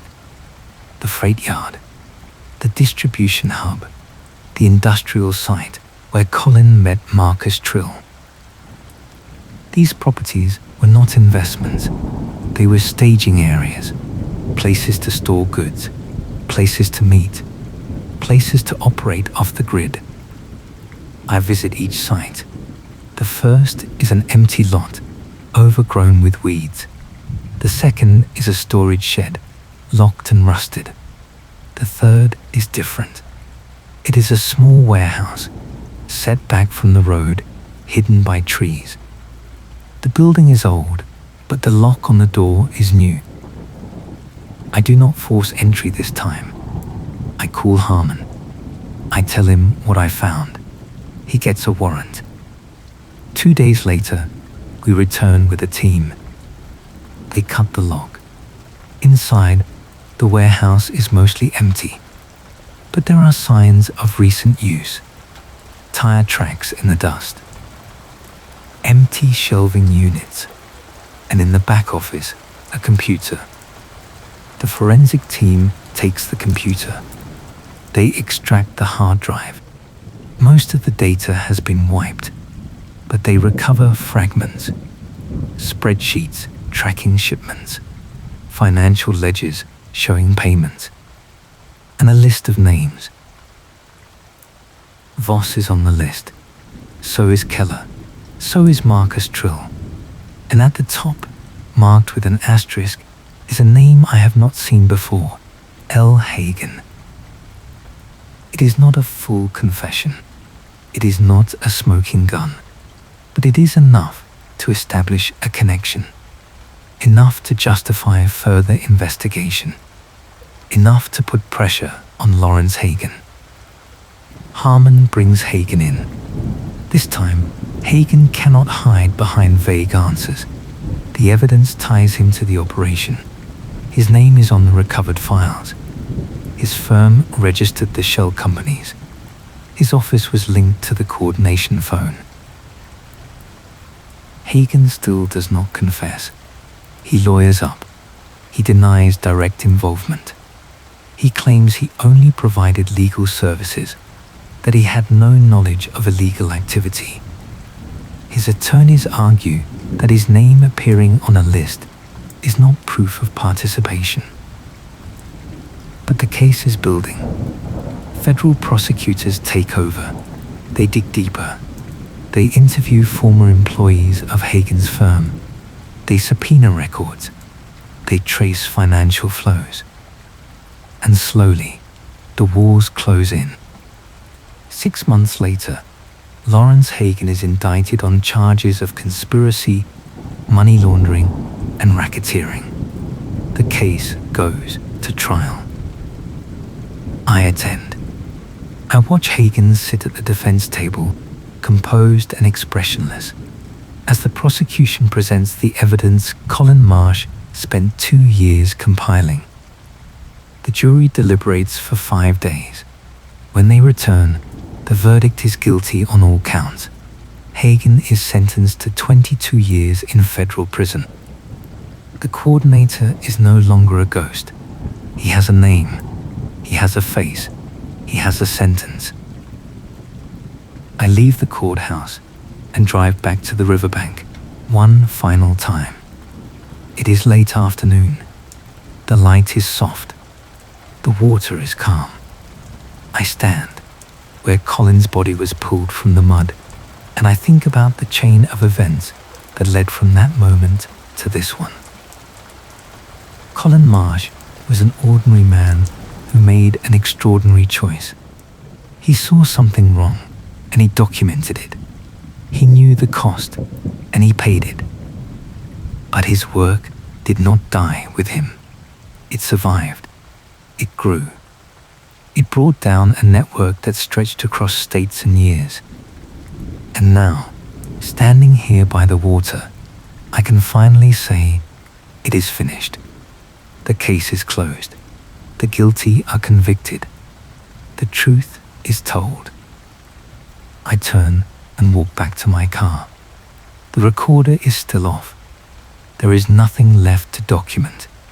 Just the quiet sound of the river and the knowledge that justice, slow and imperfect as it is, sometimes finds its way. I drive away. The sun sets behind me. The road stretches ahead. And somewhere in the next county, the next case, the next cold file, someone is waiting for their story to be told. I will find them. I always do. The trial concludes. The verdicts are delivered. The sentences are handed down. The network that operated in shadows for years is dismantled. But even with the convictions, even with the evidence catalogued and the guilty imprisoned, there remains a lingering question that sits at the edge of everything I have uncovered. Why did Colin Marsh wait so long to act? He compiled evidence for 2 years.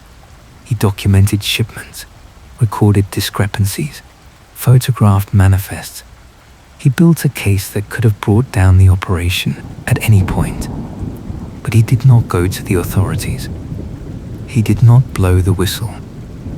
He just kept gathering proof, hiding it away, living with the knowledge that every day he stayed silent, the network continued to operate.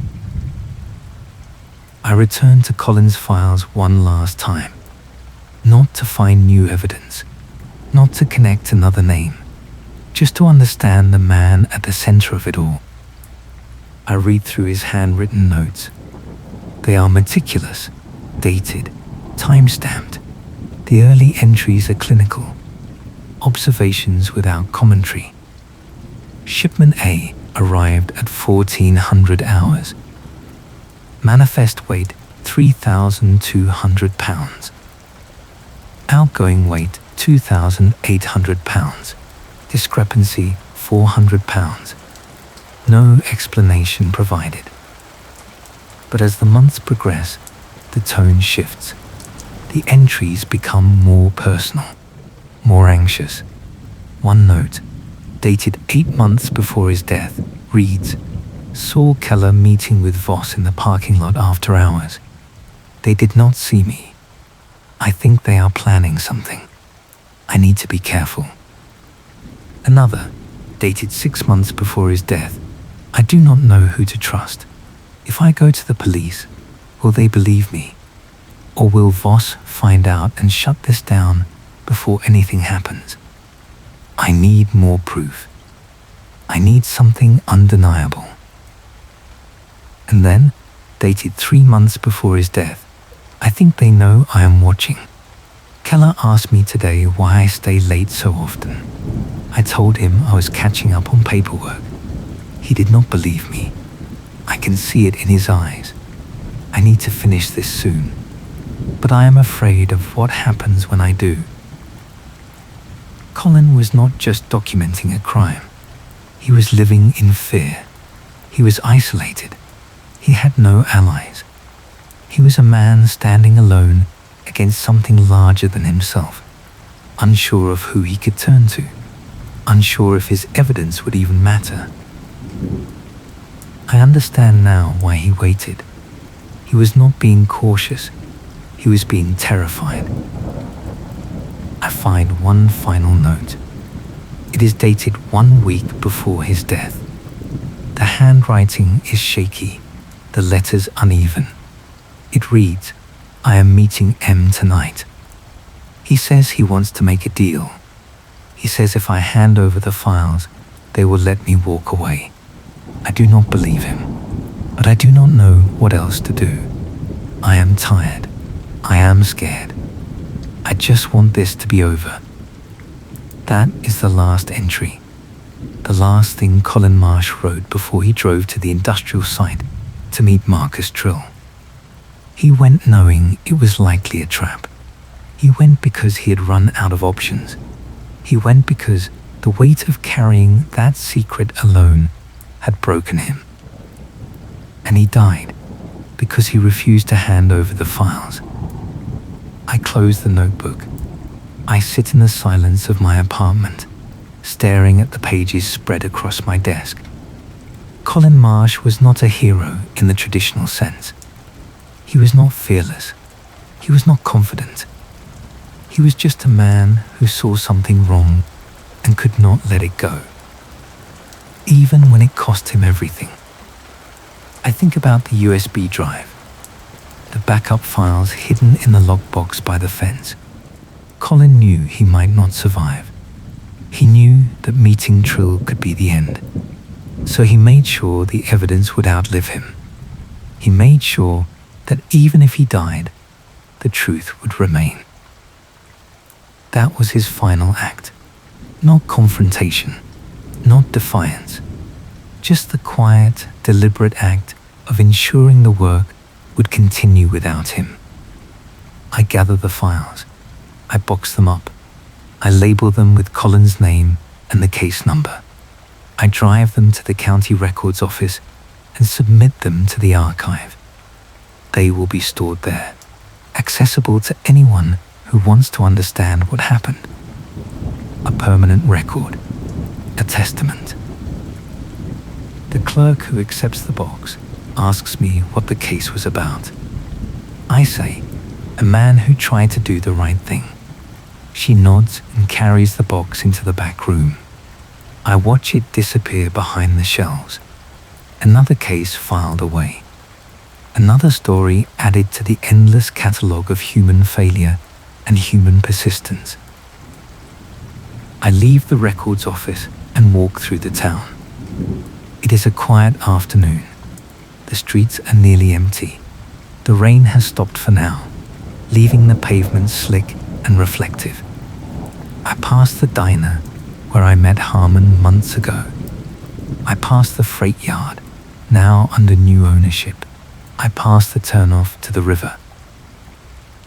Everything looks the same. Life has continued. The town has moved on.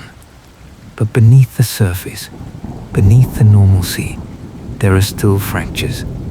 There are still people who remember what happened. People who carry the knowledge of what this place allowed to exist. I stop at a small coffee shop. I sit by the window and watch the people pass. Ordinary people, working their jobs, running their errands, living their lives without knowing that someone in their town once stood against a criminal network and paid with his life. Or maybe they do know. Maybe they heard about it on the news. Maybe they read the articles. Maybe they talked about it for a week or two and then let it fade into the background noise of daily existence. That is how these things go. The case becomes a headline. The headline becomes a memory. The memory becomes a footnote. But for some of us, it does not fade. For some of us, it stays sharp. It stays present. Because we walked the edges, we stood where the body was found. We read the notes written by a frightened man. We listened to the confessions. We saw the faces of the people who decided the profit mattered more than life. And we carry that. We carry it forward. We make sure it is not forgotten.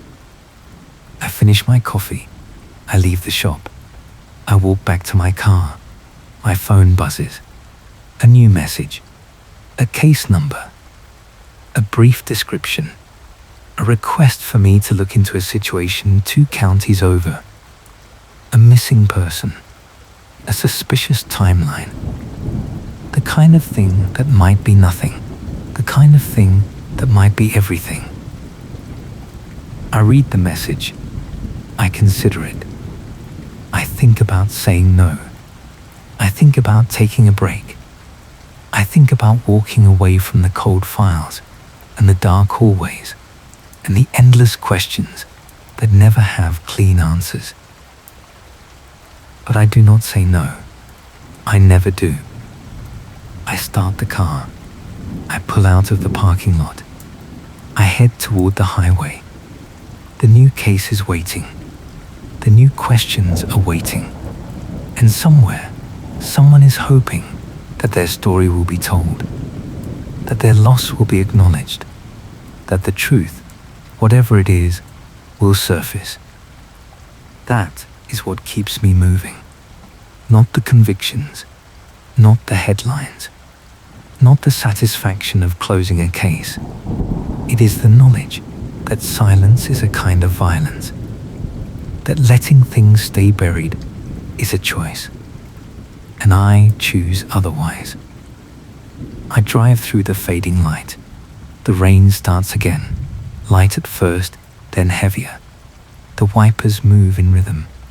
The road stretches out ahead, and behind me, the riverbank recedes into the distance, a place where water and mud and roots once held a man's body until it could no longer keep the secret. Colin Marsh is gone, but his work remains. The files are archived. The convictions stand. The network is broken, and his name is known. Not as a victim, not as a casualty, but as someone who refused to look away. I will carry that forward. I will tell his story. I will make sure that when people ask what happened in that quiet town by the river, they hear the full truth. They hear about the man who documented corruption. They hear about the key in his pocket. They hear about the backup files hidden by a fence. They hear about the fear and the courage and the choice he made to leave something behind. That is the job. That is the responsibility. And that is the only way the work means anything. The highway opens up. The city lights appear in the distance. I have 20 miles to go before I reach the next county. 20 miles to think. 20 miles to prepare. And then the next case begins. The next questions. The next walk through the darkness with a recorder running. I do not know what I will find. I never do. But I know I will look. I know I will ask. I know I will follow the thread until it either breaks or leads somewhere. Because that is what Colin Marsh did. He followed the thread. He asked the questions. He carried the weight of the answers. And when it became too heavy, when the danger became too real, he made sure the thread would not break with him. I owe him that. I owe all of them that. Every cold case, every unsolved file, every person whose story stopped in the middle and never got an ending. I will keep walking. I will keep recording. I will keep asking the questions no one else wants to ask. And I will keep believing that the truth, no matter how buried, no matter how dangerous, is worth the cost of finding it. The rain intensifies. The wipers struggle to keep pace. The road blurs slightly, but I do not slow down. I just keep driving toward the next case, toward the next truth, toward the next person who needs someone to stand in the cold and say, I see you, I hear you, your story matters. That is all any of us can do. We carry the stories forward. I arrive at the edge of the new county just after dark. The rain has not stopped. It drums against the windshield in a steady rhythm that feels almost hypnotic. I pull into a rest stop to review the information I was sent. A missing woman. Last seen 4 days ago. No signs of struggle. No indication of where she went. Just an empty apartment and a phone that stopped transmitting location data at 3 in the morning. The details are sparse. The local police are treating it as a voluntary disappearance. No evidence of foul play, no reason to suspect otherwise. But the family is insistent. They say she would not just leave. They say something is wrong. They want someone to look deeper. That is where I come in. I take the cases that stall, the ones where the official investigation stops but the questions remain. I do not have the authority of law enforcement. I do not have subpoena power or arrest warrants. But I have time. I have patience. And I have the willingness to ask uncomfortable questions. I sit in the parking lot, engine idling, and I think about Colin Marsh. I think about the pattern. A person notices something wrong. They start documenting it. They live in fear. They wait too long. And by the time they decide to act, it is too late. I wonder if this new case will follow the same pattern. I wonder if I will find another set of hidden files. Another key. Another backup plan that only activates after the person is already gone. Or maybe this one is different. Maybe this woman walked away. Maybe she is safe somewhere, starting over, trying to escape something no one else knows about. That happens too. Not every disappearance is a crime. Sometimes people just leave. But I will not know until I look, and I cannot look away. That is the contract I made with myself a long time ago. I will always look. I will always ask. I will always walk into the unknown with the recorder running and the questions ready. I pull back onto the highway. The lights of a small town appear ahead. That is where the missing woman lived. That is where I will start. I think about the riverbank. I think about the water moving slowly, patiently, carrying what it holds until it cannot hold it anymore. I think about the mud and the roots and the body that surfaced when the current decided it was time. Some things stay buried. Some things rise. The work is figuring out which is which. The work is understanding that not every case ends with a conviction. Not every file closes neatly. Not every question gets answered. But the trying matters. The looking matters. The refusal to accept silence as the final word matters. Colin Marsh understood that. He died for it. And his death set in motion a chain of events that brought down people who thought they were untouchable. People who operated for years in the shadows, certain that no one would ever shine a light. But someone did. Colin did. And when he could not finish it, someone else picked it up. That is how the work continues. That is how the truth survives. I reach the town. I find a motel. I check in. I sit on the edge of the bed and I go through the case file again. I read the police report. I study the timeline. I make notes. I prepare for the interviews I will conduct tomorrow. And I think about the people waiting for answers. The family, the friends, the ones who cannot move forward because they do not know what happened. They are stuck in the gap between the last known moment and the question of what comes next. I know that gap. I have lived in it for months at a time. It is a cold place, a lonely place, a place where every possibility feels equally real and equally unbearable. The work is to walk into that gap and try to find a way through. Not always to the other side. Sometimes there is no other side. Sometimes the gap just widens until it becomes the only landscape that exists. But even then, even in the cases that do not close, there is value in the trying. There is value in saying, I looked, I asked, I refused to let this disappear without witness. That is what I will do tomorrow. I will knock on doors. I will ask questions. I will listen to the silences between the answers. And I will follow the thread wherever it leads. Maybe it leads to a resolution. Maybe it leads to another hidden file. Maybe it leads to another riverbank. Or maybe it leads nowhere. Maybe this case stays open.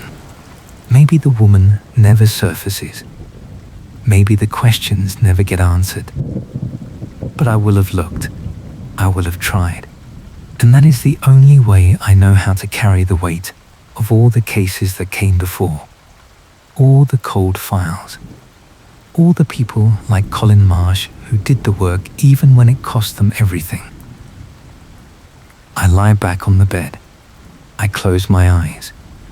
The sound of the rain is a constant presence, filling the silence. I think about the riverbank one last time. I think about standing there in the mud, recorder off, just listening to the water. And I think about the words I will say tomorrow when I meet the missing woman's family. I will tell them I cannot promise answers. I cannot promise closure. But I can promise that I will look. I can promise that their story will not be ignored. I can promise that someone will walk into the gap and refuse to turn away. That is all I have to offer. That is all any of us have. The willingness to stand in the cold and the rain and the fear and say, this matters. You matter. And I will not let this be forgotten. The rain continues. The night deepens. And somewhere out there, in the next county, in the next cold file, the next story is waiting to be told. I will find it. I always do. Because that is the work. That is the cost. And that is the only way the dead ever get to speak. I close my eyes. I let the sound of the rain carry me towards sleep. And I know that when I wake, I will start again. I will ask again. I will walk again into the dark hallway with the recorder running. Because the work is never finished. The questions are never all answered. The doors are never all opened. But we keep walking. We keep looking. We keep asking. That is how we honor the ones who came before. That is how we carry forward the stories that refuse to stay buried. That is how Colin Marsh's work lives on, not just in the convictions, not just in the archived files, but in every case that follows, every question that gets asked, every person who refuses to accept silence as the answer. The case file is closed, the truth is told, but the work continues. And I will be there, walking the dark hallways, recording the silences, following the threads, one case at a time, one question at a time, one step at a time, until the next door opens, until the next truth surfaces, until the next story demands to be told. That is the job, that is the responsibility, and that is the only way forward.